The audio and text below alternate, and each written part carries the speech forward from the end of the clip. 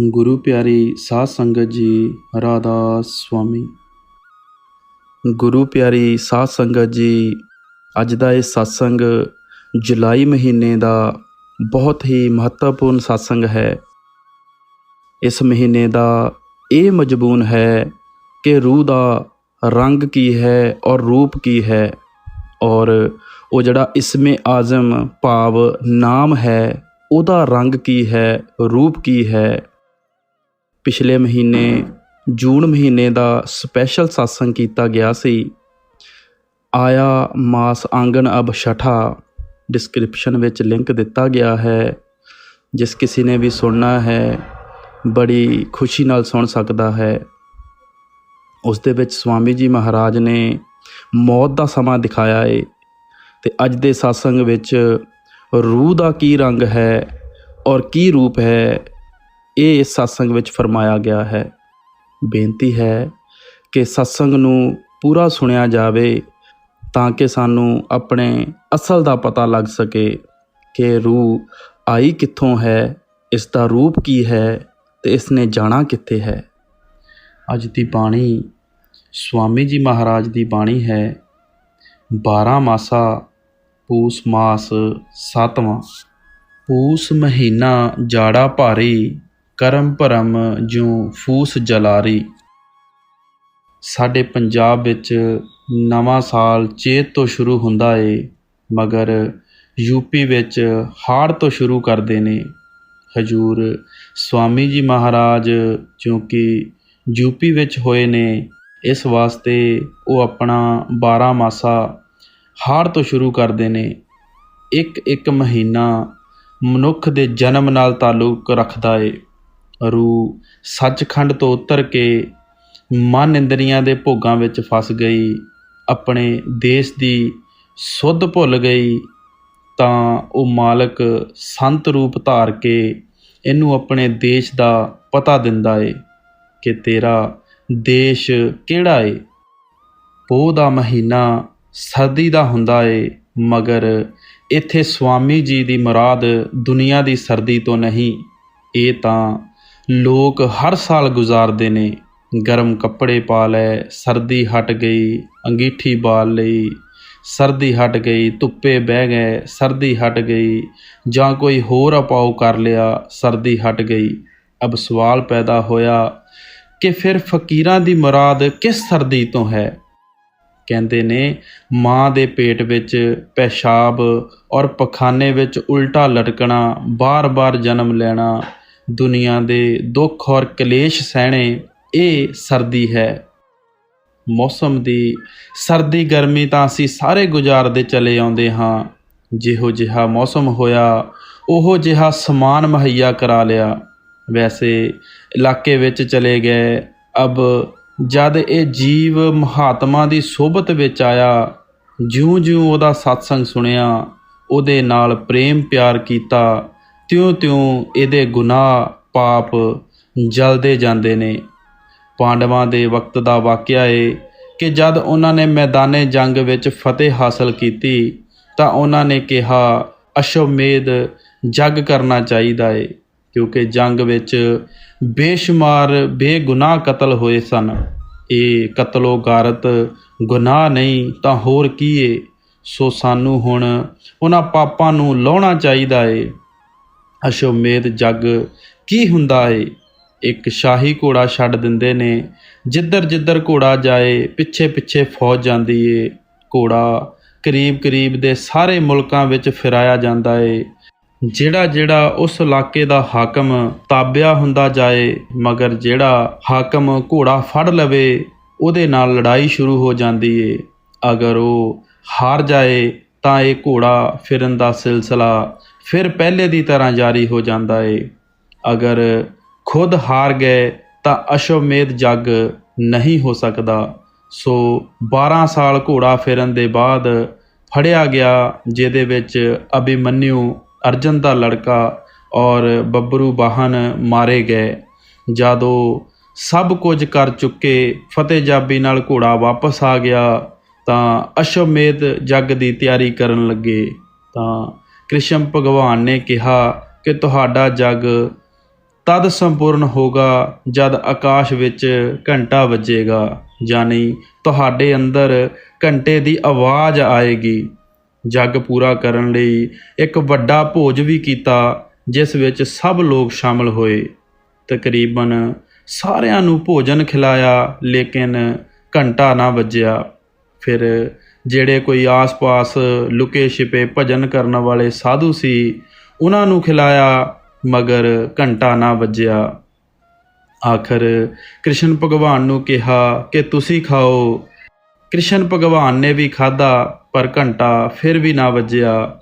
ਫਿਰ ਘੋੜੇ 'ਤੇ ਚੜ੍ਹ ਕੇ ਇੱਧਰ ਉੱਧਰ ਤਲਾਸ਼ ਕੀਤੀ, ਜੋ ਕੋਈ ਮਿਲਿਆ ਉਹਨੂੰ ਖਿਲਾਇਆ, ਮਗਰ ਘੰਟਾ ਨਾ ਵੱਜਣਾ ਸੀ ਔਰ ਨਾ ਵੱਜਿਆ।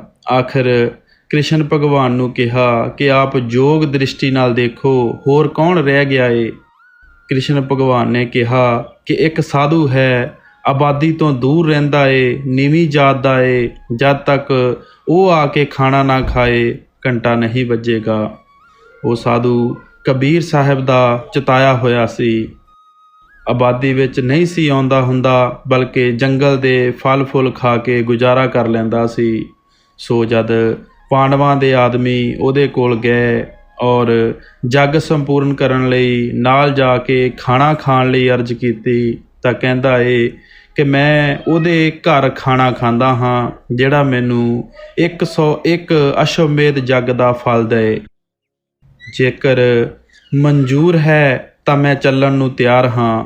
ਉਹਨਾਂ ਨੇ ਕਿਹਾ ਕਿ ਸਾਡਾ ਤਾਂ ਇੱਕ ਜੱਗ ਵੀ ਪੂਰਾ ਨਹੀਂ ਹੁੰਦਾ, ਤੈਨੂੰ 101 ਦਾ ਫਲ ਕਿੱਥੋਂ ਦਈਏ। ਉਹ ਕਹਿੰਦਾ ਏ ਫਿਰ ਮੈਂ ਨਹੀਂ ਜਾ ਸਕਦਾ।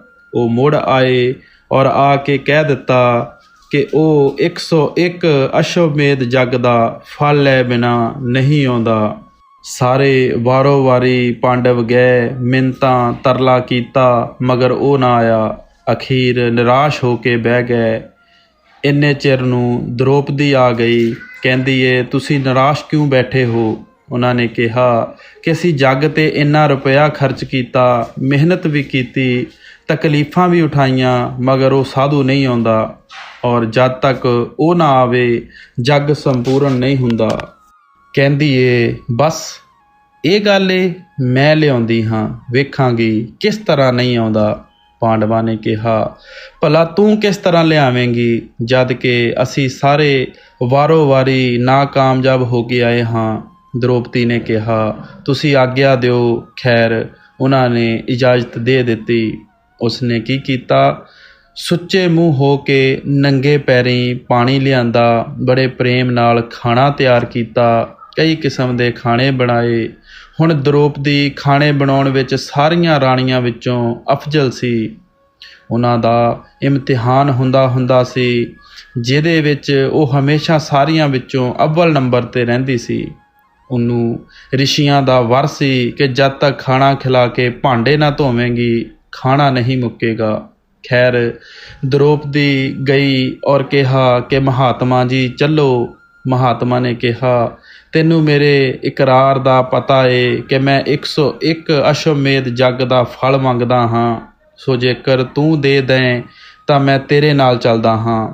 ਕਹਿਣ ਲੱਗੀ ਹਾਂ ਪਤਾ ਏ, ਮਗਰ ਮੈਂ ਆਪ ਜਿਹੇ ਮਹਾਤਮਾ ਦੇ ਸਤਸੰਗ ਵਿੱਚੋਂ ਸੁਣਿਆ ਹੈ ਕਿ ਜਦ ਕਿਸੇ ਕਮਾਈ ਵਾਲੇ ਮਹਾਤਮਾ ਕੋਲ ਜਾਈਏ, ਉਹਦਾ ਦਰਸ਼ਨ ਕਰੀਏ ਜਾਂ ਸਤਸੰਗ ਸੁਣੀਏ ਤਾਂ ਇੱਕ ਇੱਕ ਕਦਮ 'ਤੇ ਅਸ਼ਵਮੇਧ ਜੱਗ ਦਾ ਫਲ ਹੁੰਦਾ ਏ। ਸੋ ਮੈਂ ਜਿਤਨੇ ਕਦਮ ਚੱਲ ਕੇ ਆਈ ਹਾਂ ਉਹਨਾਂ ਵਿੱਚੋਂ 101 ਰੱਖ ਲਓ, ਬਾਕੀ ਮੈਨੂੰ ਦੇ ਦਿਓ। ਸਾਧੂ ਨੇ ਉਜਰ ਨਾ ਕੀਤਾ, ਚੁੱਪਚਾਪ ਨਾਲ ਤੁਰ ਪਿਆ। ਜਦ ਖਾਣਾ ਪਰੋਸਿਆ ਤਾਂ ਉਹਨੇ ਕੀ ਕੀਤਾ, ਸਾਰੇ ਖਾਣੇ ਮਿਲਾ ਲਏ ਔਰ ਖਾਣ ਲੱਗ ਪਿਆ। ਮਹਾਤਮਾ ਦਾ ਕਾਇਦਾ ਏ ਕਿ ਉਹ ਖਾਣੇ ਦੀ ਲੱਜਤ ਨਹੀਂ ਲੈਂਦੇ। ਜਾਂ ਤਾਂ ਉਹ ਖਾਣਾ ਖਾਣ ਵੇਲੇ ਆਪਣੀ ਰੂਹ ਨੂੰ ਉੱਪਰ ਲੈ ਜਾਂਦੇ ਨੇ, ਜਾਂ ਖਾਣਾ ਮਿਲਾ ਕੇ ਸਵਾਦ ਗਵਾ ਦਿੰਦੇ ਨੇ। ਚਾਹੇ ਕੋਈ ਮਿੱਠਾ ਹੋ ਜਾਂ ਸਲੂਣਾ, ਚਾਹੇ ਕੈਸਾ ਹੋ, ਉਹ ਲੱਜਤ ਨਹੀਂ ਲੈਂਦੇ। ਜਦ ਦ੍ਰੋਪਦੀ ਨੇ ਦੇਖਿਆ ਕਿ ਮਹਾਤਮਾ ਨੇ ਖਾਣੇ ਮਿਲਾਏ ਨੇ ਤਾਂ ਕਹਿੰਦੀ ਏ ਹਾਏ, ਜੇਕਰ ਇਹ ਇਕੱਲੇ ਇਕੱਲੇ ਖਾਂਦਾ ਤਾਂ ਇਹਨੂੰ ਪਤਾ ਲੱਗਦਾ ਕਿ ਦ੍ਰੋਪਦੀ ਵੀ ਕੋਈ ਕਾਰੀਗਰ ਏ।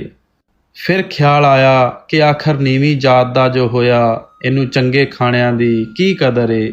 ਜਦੋਂ ਮਹਾਤਮਾ ਖਾਣਾ ਖਾ ਚੁੱਕਾ ਫਿਰ ਵੀ ਘੰਟਾ ਨਾ ਵੱਜਿਆ ਤਾਂ ਪਾਂਡਵਾਂ ਨੇ ਭਗਵਾਨ ਨੂੰ ਪੁੱਛਿਆ ਕਿ ਹੁਣ ਕੀ ਕਸਰ ਏ। ਭਗਵਾਨ ਨੇ ਕਿਹਾ ਕਿ ਦ੍ਰੋਪਦੀ ਦੇ ਦਿਲ ਵਿੱਚ ਮਹਾਤਮਾ ਦੇ ਖਾਣੇ ਮਿਲਾ ਕੇ ਖਾਣ ਥੀ ਉਹਦੇ ਵੱਲੋਂ ਨਫ਼ਰਤ ਆ ਗਈ ਏ। ਦ੍ਰੋਪਦੀ ਨੇ ਸੱਚੇ ਦਿਲ ਥੀ ਆਪਣੀ ਗਲਤੀ ਦਾ ਇਕਬਾਲ ਕੀਤਾ ਔਰ ਮਹਾਤਮਾ ਦੇ ਚਰਨਾਂ 'ਤੇ ਢਹਿ ਕੇ ਮਾफ़ੀ ਮੰਗੀ ਤਾਂ ਘੰਟਾ ਵੱਜ ਪਿਆ।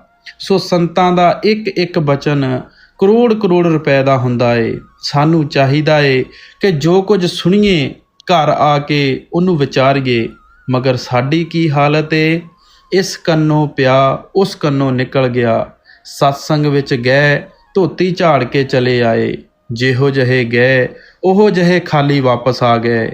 ਚਾਹੀਦਾ ਕੀ ਸੀ ਕਿ ਜੋ ਜੋ ਕਾਮ ਕ੍ਰੋਧ ਪਾਪ ਐਬ ਸਾਡੇ ਵਿੱਚ ਸਨ ਉਹ ਡੇਰੇ ਆ ਕੇ ਆਹਿਸਤਾ ਆਹਿਸਤਾ ਸਾਰੇ ਕੱਢ ਦਿੰਦੇ। ਜੀਵ ਜਿਉਂ-ਜਿਉਂ ਨੇਕ ਨੀਤੀ ਨਾਲ ਸੰਤਾਂ ਦੇ ਸਤਸੰਗ ਵਿੱਚ ਆਉਂਦਾ ਏ, ਇਹਦੇ ਪਾਪ ਜਲਦੇ ਜਾਂਦੇ ਨੇ, ਆਖਿਰ ਸਾਫ਼ ਹੋ ਜਾਂਦਾ ਏ। ਜਿਸ ਤਰ੍ਹਾਂ ਕੋਈ ਆਪਣਾ ਘਰ ਸਾਫ਼ ਕਰਦਾ ਏ, ਜਿਤਨਾ ਕੂੜਾ ਕਰਕਟ ਹੁੰਦਾ ਏ ਉਹ ਇਕੱਠਾ ਕਰਕੇ ਸਹਿਣ ਵਿੱਚ ਇੱਕ ਜਗ੍ਹਾ ਰੱਖ ਦਿੰਦਾ ਏ। ਅਗਰ ਕੂੜਾ ਜ਼ਿਆਦਾ ਹੋਵੇ ਤਾਂ ਉਹਨੂੰ ਬਾਹਰ ਸੁੱਟਣ 'ਤੇ ਦੇਰ ਲੱਗਦੀ ਏ। ਕਿਆ ਅੱਛਾ ਹੋਵੇ ਅਗਰ ਉਹਨੂੰ ਅੱਗ ਲਗਾ ਦਈਏ। ਜਦ ਅੱਗ ਲਾਈ ਤਾਂ ਕੂੜੇ ਦਾ ਬਹੁਤ ਸਾਰਾ ਢੇਰ ਥੋੜ੍ਹੀ ਜਿਹੀ ਸਵਾਹ ਵਿੱਚ ਤਬਦੀਲ ਹੋ ਗਿਆ। ਜਦ ਹਨੇਰੀ ਆਈ ਤਾਂ ਜਿਹੜੀ ਸਵਾਹ ਸੀ ਉਹ ਵੀ ਉੱਡ ਗਈ। ਇਸ ਤਰ੍ਹਾਂ ਜਿਉਂ-ਜਿਉਂ ਸਤਸੰਗ ਸੁਣਦੇ ਹਾਂ, ਸਤਸੰਗ ਔਰ ਸੋਬਤ ਦਾ ਅਸਰ ਹੁੰਦਾ ਏ, ਆਹਿਸਤਾ ਆਹਿਸਤਾ ਸਾਡੇ ਕਰਮ ਔਰ ਭਰਮ ਜਲ ਜਾਂਦੇ ਨੇ। ਅੱਗੇ ਸਵਾਮੀ ਜੀ ਮਹਾਰਾਜ ਕੀ ਫਰਮਾਉਂਦੇ ਹਨ, ਜਲ ਜਲ ਢੇਰ ਹੁਆ ਜਬ ਭਾਰੀ, ਪ੍ਰੇਮ ਪਾਵਨ ਸੇ ਤੁਰਤ ਉਡਾਰੀ। ਜਿਹੜਾ ਸੰਤਾਂ ਦਾ ਸਤਸੰਗ ਹੈ ਇਹਦੇ ਬਰਾਬਰ ਦੁਨੀਆ ਵਿੱਚ ਕੋਈ ਧਰਮ ਨਹੀਂ, ਕੋਈ ਤੀਰਥ ਨਹੀਂ। ਜਦ ਜੀਵ ਸਤਸੰਗ ਵਿੱਚ ਆਉਂਦਾ ਏ, ਨਾਮ ਦੀ ਮਹਿਮਾ ਸੁਣਦਾ ਏ, ਉਹਦਾ ਨਾਮ ਨਾਲ ਪਿਆਰ ਹੋ ਜਾਂਦਾ ਏ। ਜਦ ਅੰਦਰ ਨਾਮ ਨੂੰ ਸੁਣਿਆ ਹਿਰਦਾ ਨਿਰਮਲ ਹੋ ਗਿਆ, ਕਾਮ ਕ੍ਰੋਧ ਹਟ ਗਏ, ਲੋਭ ਹੰਕਾਰ ਨਿਕਲ ਗਏ, ਹੋਰ ਹੋਰ ਬੁਰਾਈਆਂ ਹਟ ਗਈਆਂ, ਪ੍ਰੇਮ ਔਰ ਇਸ਼ਕ ਆ ਗਿਆ। ਜਦ ਇਸ਼ਕ ਆਇਆ ਉੱਥੇ ਹੋਰ ਕਿਸੇ ਰਹਿਣਾ ਹੀ ਨਹੀਂ। ਜਿੱਥੇ ਪ੍ਰੇਮ ਦਾ ਬਾਜ ਆ ਗਿਆ ਉੱਥੇ ਕੋਈ ਪੰਖੀ ਨਹੀਂ ਰਹਿੰਦਾ। ਜਦ ਪੂਰਨ ਪ੍ਰੇਮ ਆ ਗਿਆ ਤਾਂ ਅੰਦਰ ਜਿਤਨੀਆਂ ਮੈਲਾਂ ਸਨ ਸਾਰੀਆਂ ਸਾਫ਼ ਹੋ ਗਈਆਂ। ਅਬ ਰੂਹ ਆਜ਼ਾਦ ਹੋ ਗਈ, ਅੰਦਰ ਭਗਤੀ ਪ੍ਰੇਮ ਔਰ ਸ਼ਾਂਤੀ ਆ ਗਈ। ਇਹੋ ਸਾਈਂ ਬੁੱਲੇ ਸ਼ਾਹ ਕਹਿੰਦਾ ਏ, ਹੁਣ ਮੈਂ ਹੋ ਗਿਆ ਹੋਰ ਦਾ ਹੋਰ। ਤਬੀਅਤ ਬਦਲ ਗਈ, ਅੰਦਰ ਪ੍ਰੇਮ ਪਿਆਰ ਮਾਲਕ ਦੀ ਭਗਤੀ ਆ ਗਈ। मोह सीत ने चित्त को घेरा, सूर विवेक किया घट फेरा। अब काम क्रोध लोभ और हंकार चले गए।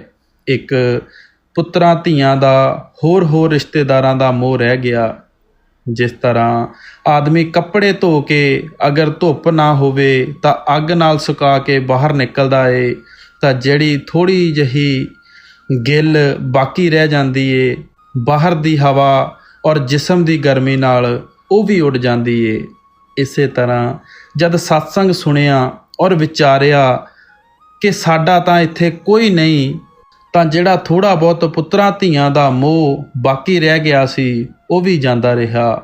ਹੁਣ ਮਨ ਕਹਿੰਦਾ ਏ ਕਿ ਸਿਵਾਏ ਗੁਰੂ ਔਰ ਨਾਮ ਤੇ ਤੇਰਾ ਕੋਈ ਨਹੀਂ। ਸੋ ਜਦ ਉਹ ਉੱਡ ਗਿਆ, ਰੂਹ ਅੰਦਰ ਜਾਣ ਲੱਗ ਗਈ। ਪਹਿਲੇ ਤਾਰਾ ਮੰਡਲ ਆਇਆ, ਫਿਰ ਸੂਰਜ ਔਰ ਚੰਦਰਮਾ ਨੂੰ ਤੈਅ ਕੀਤਾ। ਫਿਰ ਸਵਾਮੀ ਜੀ ਮਹਾਰਾਜ ਅੱਗੇ ਕੀ ਸਮਝਾਉਂਦੇ ਨੇ, ਫੇਰਾ ਕਰਤ ਭਗਤ ਗੁਰ ਜਾਗੀ, ਸੁਰਤ ਭਈ ਅਨਹਦ ਅਨੁਰਾਗੀ। ਜਦ ਸੂਰਜ ਔਰ ਚੰਦਰਮਾ ਲੰਘ ਕੇ ਉੱਪਰ ਗਏ ਤਾਂ ਅੱਗੇ ਗੁਰੂ ਆ ਗਿਆ। ਜਦ ਅੰਦਰ ਗੁਰੂ ਗੱਲਾਂ ਕਰਨ ਲੱਗ ਜਾਏ ਤਾਂ ਆਦਮੀ ਦੀ ਗੁਰਭਗਤੀ ਮੁਕੰਮਲ ਹੋ ਜਾਂਦੀ ਏ। ਹੁਣ ਹਾਲਤ ਕੀ ਏ, ਗੁਰੂ ਨਾਲ ਮੁਹੱਬਤ, ਗੁਰੂ ਦਾ ਖਿਆਲ। ਕਿਉਂ? ਜਿਹੋ ਜਿਹੀ ਸੋਬਤ ਵਿੱਚ ਬੈਠੋ ਉਹੋ ਜਿਹਾ ਵੱਲ ਆਏਗਾ, ਉਹੋ ਜਿਹੇ ਹੋ ਜਾਵਾਂਗੇ। ਜਿਹੜਾ ਚੋਰਾਂ ਦੀ ਸੋਬਤ ਵਿੱਚ ਬੈਠੇਗਾ ਉਹ ਚੋਰ ਬਣ ਜਾਏਗਾ, ਜਿਹੜਾ ਡਾਕੂਆਂ ਦੀ ਸੋਭਤ ਕਰੇਗਾ ਡਾਕੂ ਬਣ ਜਾਏਗਾ। ਇਸੇ ਤਰ੍ਹਾਂ ਮਹਾਤਮਾ ਦੀ ਸੋਭਤ ਵਿੱਚ ਬੈਠ ਕੇ ਇਨਸਾਨ ਮਹਾਤਮਾ ਬਣ ਜਾਂਦਾ ਏ। ਜਦ ਮਹਾਤਮਾ ਦੀ ਸੰਗਤ ਕੀਤੀ, ਉਹਨਾਂ ਨਾਲ ਪਿਆਰ ਹੋ ਗਿਆ। ਅੱਗੇ ਮਹਾਤਮਾ ਦਾ ਪਿਆਰ ਮਾਲਕ ਨਾਲ ਏ, ਸਾਡਾ ਵੀ ਮਾਲਕ ਨਾਲ ਪਿਆਰ ਲੱਗ ਗਿਆ। ਇਸ ਵਾਸਤੇ ਗੁਰੂ ਦੇ ਪ੍ਰੇਮ ਔਰ ਭਗਤੀ ਦੀ ਜ਼ਰੂਰਤ ਮਹਿਸੂਸ ਹੋਈ। ਜਿਤਨੇ ਦੁਨੀਆ ਦੇ ਮਜ਼ਹਬ ਹਨ, ਉਹਨਾਂ ਵਿੱਚ ਜਿੰਨੇ ਕਮਾਈ ਵਾਲੇ ਮਹਾਤਮਾ ਹੋਏ ਔਰ ਅੰਦਰ ਰੂਹਾਨੀ ਮੰਜ਼ਲਾਂ 'ਤੇ ਗਏ, ਸਾਰਿਆਂ ਦੇ ਉਪਦੇਸ਼ ਦਾ ਸਿੱਟਾ ਇਹੋ ਹੈ ਕਿ ਸੁਰਤ ਨੂੰ ਸ਼ਬਦ ਨਾਲ ਲਾਉਣਾ। ਬਿਨਾਂ ਸ਼ਬਦ ਮੁਕਤੀ ਨਹੀਂ। ਇਹੋ ਇਸਲਾਮ ਦੇ ਫਕੀਰ ਕਹਿੰਦੇ ਨੇ ਕਿ ਆਪਣੀ ਰੂਹ ਨੂੰ ਬਾਂਗੇ ਅਸਮਾਨੀ ਨਾਲ ਜੋੜੋ। ਮੈਂ ਸ਼ਰੀਅਤ ਵਾਲਿਆਂ ਦਾ ਜ਼ਿਕਰ ਨਹੀਂ ਕਰਦਾ। ਸਾਰਿਆਂ ਸੰਤਾਂ ਫਕੀਰਾਂ ਦਾ ਖਿਆਲ ਇੱਕੋ ਹੈ। ਜਦ ਗੁਰ ਭਗਤੀ ਮੁਕੰਮਲ ਹੋ ਗਈ ਤਾਂ ਨਾਮ ਭਗਤੀ ਬਾਕੀ ਰਹਿ ਗਈ। ਸੋ ਗੁਰੂ ਕਹਿੰਦਾ ਏ, ਚੱਲ ਉੱਪਰ ਨੂੰ। ਅਬ ਜਿਹੜੀ ਉਹ ਅਨਹਦ ਧੁਨ ਉੱਠ ਰਹੀ ਏ, ਜਿਸ ਨੂੰ ਬਾਂਗੇ ਅਸਮਾਨੀ ਕਲਮੇ ਇਲਾਹੀ ਵੀ ਕਹਿੰਦੇ ਹਨ, ਉਹਦੇ ਵਿੱਚ ਕਸ਼ਿਸ਼ ਹੈ, ਪਿਆਰ ਹੈ। ਜਦ ਮਨ ਇੰਦਰੀਆਂ ਸਾਫ਼ ਹੋ ਜਾਣ, ਦਿਲ ਸਾਫ਼ ਹੋ ਜਾਏ, ਤਾਂ ਧੁਨ ਖਿੱਚਣ ਨੂੰ ਤਿਆਰ ਹੋ ਜਾਂਦੀ ਏ। ਅਬ ਰੂਹ ਇਸ ਨਾਮ ਦੀ ਧੁਨ ਦੀ ਆਸ਼ਿਕ ਹੋ ਗਈ। ਸੁੱਤੇ ਜਾਗਦੇ, ਬੈਠਦੇ ਉੱਠਦੇ ਗਰਜੇ ਕੇ ਹਰ ਵਕਤ ਉਹਦੇ ਵੱਲ ਖਿਆਲ ਰਹਿੰਦਾ ਏ। ਰਾਗ ਭੋਗ ਸਭ ਦੂਰ ਨਿਕਾਰਾ, ਬਿਮਲ ਬਿਰਹਿ ਬੈਰਾਗ ਸਮਾਰਾ। ਅਬ ਵਿਸ਼ਿਆਂ ਵਕਾਰਾਂ ਦਾ ਪਿਆਰ ਹਟ ਗਿਆ, ਕਾਮ ਕ੍ਰੋਧ ਦਾ ਖਿਆਲ ਜਾਂਦਾ ਰਿਹਾ। ਇੱਕੋ ਵਾਹਿਗੁਰੂ ਦੇ ਮਿਲਣ ਦੀ ਖਾਹਿਸ਼ ਹੈ ਕਿ ਕਦ ਮਿਲੇ, ਕਦ ਸੁਹਾਗ ਹੋਵੇ। ਸੱਚਾ ਵੈਰਾਗ ਔਰ ਸੱਚੀ ਬਿਰਹਾ ਪੈਦਾ ਹੋ ਗਈ। ਹੁਣ ਜ਼ਰੂਰਤ ਹੈ ਤਾਂ ਇਸ ਗੱਲ ਦੀ, ਸਹਿਜ ਜੋਗ ਗੁਰ ਦੀਆ ਬਤਾਈ, ਸੁਰਤ ਸ਼ਬਦ ਮਾਰਗ ਲਿਖਵਾਈ। ਅਬ ਜਦ ਸਤਿਗੁਰੂ ਨੇ ਦੇਖਿਆ ਕਿ ਸਤਸੰਗ ਸੁਣ ਸੁਣ ਕੇ ਇਹਦਾ ਮਨ ਬੁੱਧੀ ਨਿਰਮਲ ਹੋ ਗਏ ਨੇ, ਨਾਮ ਲੈਣਾ ਚਾਹੁੰਦਾ ਏ, ਹਿਰਦਾ ਸਾਫ਼ ਏ, ਉਹਨਾਂ ਨੇ ਨਾਮ ਦੇ ਦਿੱਤਾ। ਉਹਨੂੰ ਨਾਮ ਕਹੋ, ਅੰਦਰਲਾ ਭੇਦ ਕਹੋ, ਸਹਿਜ ਜੋਗ ਦਾ ਰਸਤਾ ਕਹੋ, ਸੁਰਤ ਸ਼ਬਦ ਦਾ ਅਭਿਆਸ ਕਹੋ। ਸੁਰਤ ਸ਼ਬਦ ਦੇ ਅਭਿਆਸ ਦੀ ਥਾਂ ਵੜ ਕੇ ਦੁਨੀਆ ਵਿੱਚ ਕੋਈ ਅਭਿਆਸ ਨਹੀਂ। ਜਦ ਸਿੱਧ ਗੁਰੂ ਨਾਨਕ ਸਾਹਿਬ ਨੂੰ ਮਿਲੇ ਤਾਂ ਉਹਨਾਂ ਪੁੱਛਿਆ, ਕਿਤ ਬਿਦ ਪੁਰਖਾ ਜਨਮ ਵਟਾਇਆ, ਕਾਹੇ ਕੋ ਤੁਝ ਇਹ ਮਨ ਲਾਇਆ। ਕਿਤ ਬੁੱਧ ਆਸਾ ਮਨਸਾ ਖਾਈ, ਕਿਤ ਬਿਦ ਜੋਤ ਨਿਰੰਤਰ ਪਾਈ। ਕਿ ਐ ਮਹਾਤਮਾ, ਤੂੰ ਜਨਮ ਮਰਨ ਮੁਕਾਉਣ ਦਾ ਕੀ ਤਰੀਕਾ ਅਖਤਿਆਰ ਕੀਤਾ ਏ? ਤੇਰਾ ਜਨਮ ਮਰਨ ਕੀਕਣ ਮੁੱਕਾ? ਤੂੰ ਆਸਾ ਮਨਸਾ ਨੂੰ ਕਿਸ ਤਰ੍ਹਾਂ ਮਾਰਿਆ ਏ? ਤੇਰੇ ਅੰਦਰ ਨੂਰ ਔਰ ਤਜੱਲੀ ਕਿਸ ਤਰ੍ਹਾਂ ਪੈਦਾ ਹੋ ਗਈ? ਤਾਂ ਗੁਰੂ ਸਾਹਿਬ ਨੇ ਜਵਾਬ ਦਿੱਤਾ, ਸਤਿਗੁਰ ਕੇ ਜਨਮੈ ਗਵਨ ਮਟਾਇਆ। ਜਿਸ ਦਿਨ ਸਤਿਗੁਰ ਨੇ ਨਾਮ ਦੇ ਦਿੱਤਾ, ਜੰਮਣਾ ਮਰਨਾ ਮੁੱਕ ਗਿਆ। ਭਾਵ ਜਿਸ ਤਰ੍ਹਾਂ ਕੋਈ ਜ਼ਿਮੀਂਦਾਰ ਖੇਤ ਵਿੱਚ ਬੀਜ ਪਾ ਦਿੰਦਾ ਏ, ਚਾਹੇ ਫਸਲ 6 ਮਹੀਨੇ ਨੂੰ ਤਿਆਰ ਹੋ ਕੇ ਘਰ ਆਉਣੀ ਏ, ਲੇਕਿਨ ਉਹਨੂੰ ਉਸੇ ਦਿਨ ਥੀ ਦਾਣਿਆਂ ਦੀ ਉਮੀਦ ਹੋ ਜਾਂਦੀ ਏ। ਇਸੇ ਤਰ੍ਹਾਂ ਜਦ ਸਤਿਗੁਰ ਨੇ ਸਿੱਖ ਦੇ ਹਿਰਦੇ ਵਿੱਚ ਨਾਮ ਦਾ ਬੀਜ ਪਾ ਦਿੱਤਾ, ਉਹ ਜ਼ਰੂਰ ਉੱਗੇਗਾ ਔਰ ਦਰਖਤ ਬਣੇਗਾ, ਉਹਨੇ ਨਾਸ਼ ਨਹੀਂ ਹੋਣਾ। ਗੁਰੂ ਅਮਰਦਾਸ ਜੀ ਨੇ ਇੱਕ ਜਗ੍ਹਾ ਹੋਰ ਵੀ ਕਿਹਾ ਏ, ਨਾਨਕ ਜਿਨ ਕੋ ਸਤਿਗੁਰ ਮਿਲਿਆ, ਤਿਨ ਕਾ ਲੇਖਾ ਨਿਬੜਿਆ।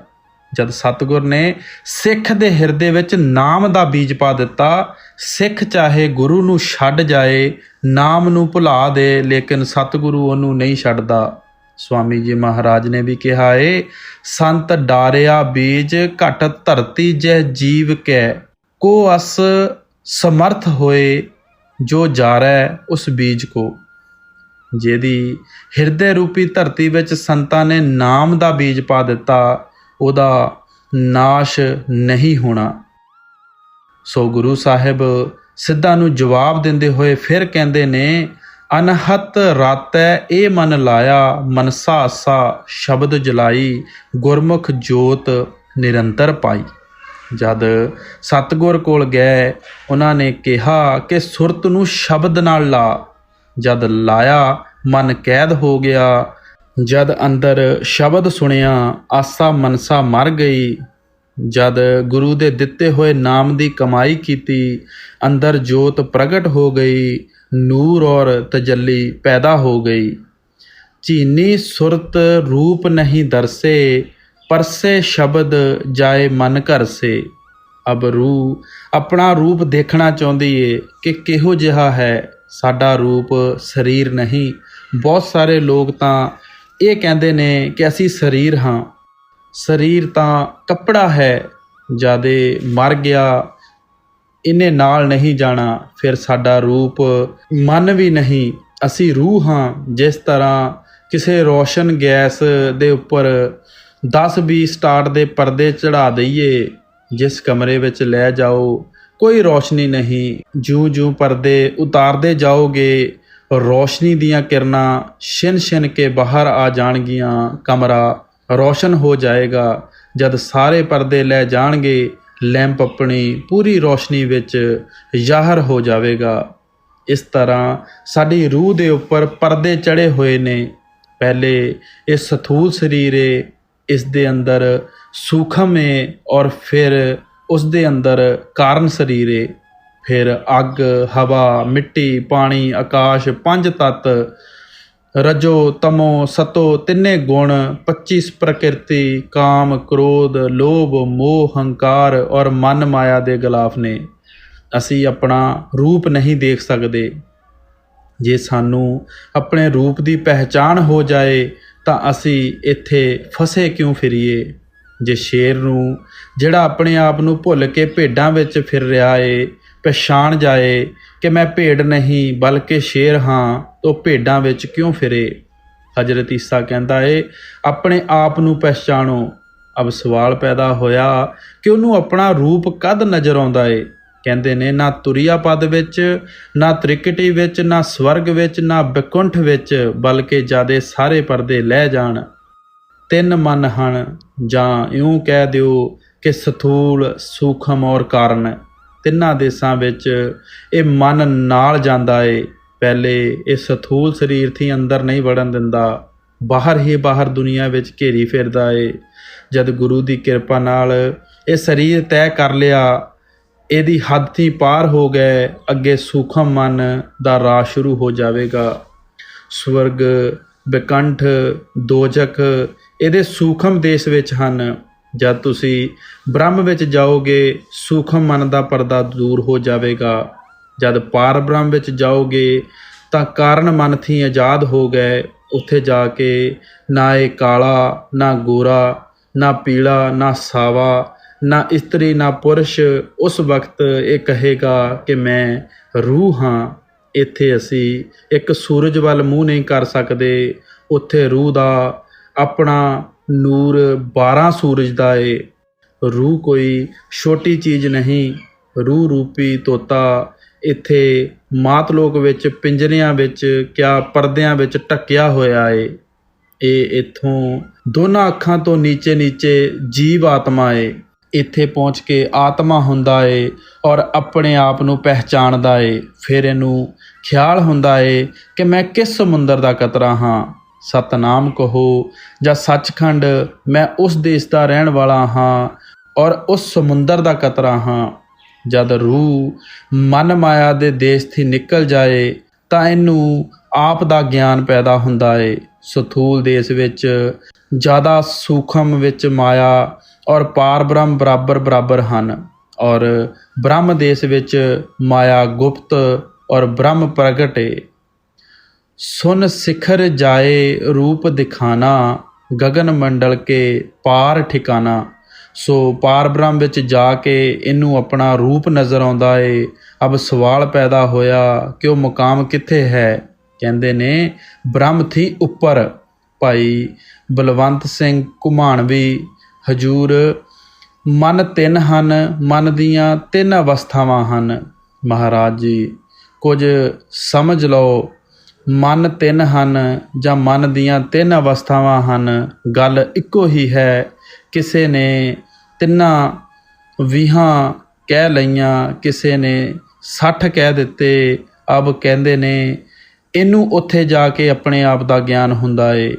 ਇਹੋ ਮੌਲਾਨਾ ਰੂਮ ਸਾਹਿਬ ਕਹਿੰਦੇ ਨੇ, ਤਾ ਤੁਈ ਕੇ ਜ਼ਾਰ ਗਰਦਦ ਯਾਰੀ ਤੋਂ, ਤਾ ਨਾ ਬਾਸ਼ੀ ਯਾਰ ਬਾਸ਼ਦ ਯਾਰੀ ਤੋਂ। ਜਦ ਤੱਕ ਤੂੰ ਕਹਿੰਦਾ ਏ ਕਿ ਮੈਂ ਹਾਂ, ਤਦ ਤੱਕ ਉਹ ਤੇਰਾ ਯਾਰ ਨਹੀਂ ਬਣਦਾ। ਜਦ ਮੈਂ ਛੱਡ ਦਿੱਤੀ, ਉਹ ਤੇਰਾ ਯਾਰ ਬਣ ਜਾਏਗਾ। ਕਬੀਰ ਸਾਹਿਬ ਵੀ ਕਹਿੰਦੇ ਨੇ, ਜਬ ਲੱਗੋ ਮੇਰੀ ਮੇਰੀ ਕਰੈ, ਤਬ ਲਾਗੋ ਕਾਜ ਏਕ ਨਹੀਂ ਸਰੈ। ਜਬ ਮੇਰੀ ਮੇਰੀ ਮਿਟ ਜਾਏ, ਤਬ ਪ੍ਰਭ ਕਾਜ ਸਵਾਰੈ ਆਏ। ਮਾਲਕ ਅੰਦਰ ਹੈ, ਉਹ ਬਾਹਰੋਂ ਨਹੀਂ ਆਉਂਦਾ। ਜਦ ਇਹ ਮੈਂ ਕਰਨੀ ਛੱਡ ਦੇਂਗਾ, ਉਹ ਅੰਦਰ ਆ ਜਾਏਗਾ। रूप सुरत का दरसा ऐसा, बिन अनुभव क्यों कर कहूँ कैसा। ਕਹਿੰਦੇ ਨੇ ਜਿਹੜਾ ਇਹਦੀ ਰੂਹ ਦਾ ਨੂਰ ਏ, ਉਹਦਾ ਨਮੂਨਾ ਦੁਨੀਆ ਵਿੱਚ ਹੈ ਹੀ ਨਹੀਂ। ਇਸ ਦੁਨੀਆ ਵਿੱਚ ਇੱਕ ਸੂਰਜ ਏ, ਇੱਕ ਚੰਦਰਮਾ ਏ, ਮਗਰ ਪਾਰ ਬ੍ਰਹਮ ਵਿੱਚ 12 ਸੂਰਜ ਦੀ ਰੋਸ਼ਨੀ ਇਹਦੀ ਆਪਣੀ ਏ। ਫਿਰ ਕੋਈ ਨਮੂਨਾ ਕੀ ਬਤਲਾਏ। ਸੁਰਤ ਦਾ ਨਾ ਕੋਈ ਰੰਗ ਹੈ, ਨਾ ਰੂਪ ਹੈ। ਆਦਮੀ ਕੀ ਕਹਿ ਸਕਦਾ ਏ ਜਦ ਇਹਦਾ ਆਪਣਾ ਕੋਈ ਰੂਪ ਹੀ ਨਹੀਂ। ਲਾ ਬਿਆਨ ਹੈ ਤਾਂ ਰੱਬ ਦੇ ਰੂਪ ਦੀ ਬਾਬਤ ਕੀ ਕਹਿ ਸਕਦਾ ਏ। ਜਦ ਤੱਕ ਇਹਨੂੰ ਆਪਣਾ ਰੂਪ ਨਾ ਨਜ਼ਰ ਆਵੇ, ਰੱਬ ਦਾ ਰੂਪ ਕਿਸ ਤਰ੍ਹਾਂ ਨਜ਼ਰ ਆ ਸਕਦਾ ਏ। ਜਦ ਤੱਕ ਸਥੂਲ ਸੂਖਮ ਕਾਰਨ ਪਰਦੇ ਨਾ ਖੁੱਲ੍ਹਣ, ਰੂਹ ਪਾਰ ਬ੍ਰਹਮ ਵਿੱਚ ਨਾ ਪਹੁੰਚੇ, ਅਨੁਭਵ ਕਿਆ ਉਹ ਬਜਰ ਕਪਾਟ ਨਹੀਂ ਖੁੱਲ੍ਹਦਾ। ਪਾਰ ਬ੍ਰਹਮ ਵਿੱਚ ਅੰਮ੍ਰਿਤਸਰ ਹੈ। ਗੁਰੂ ਸਾਹਿਬ ਉਹਨੂੰ ਅੰਮ੍ਰਿਤਸਰ ਕਹਿੰਦੇ ਨੇ। ਕਬੀਰ ਸਾਹਿਬ ਮਾਨ ਸਰੋਵਰ ਔਰ ਰਿਖੀ ਮੁਨੀ ਪ੍ਰਾਗ ਔਰ ਤ੍ਰਿਵੇਣੀ ਕਹਿੰਦੇ ਨੇ। ਜਿਸ ਤਰ੍ਹਾਂ ਬਾਹਰ ਗੰਗਾ ਜਮਨਾ ਔਰ ਸਰਸਵਤੀ ਏ, ਇਸੇ ਤਰ੍ਹਾਂ ਅੰਦਰ ਵੀ ਗੰਗਾ ਜਮਨਾ ਔਰ ਸਰਸਵਤੀ ਹੈ।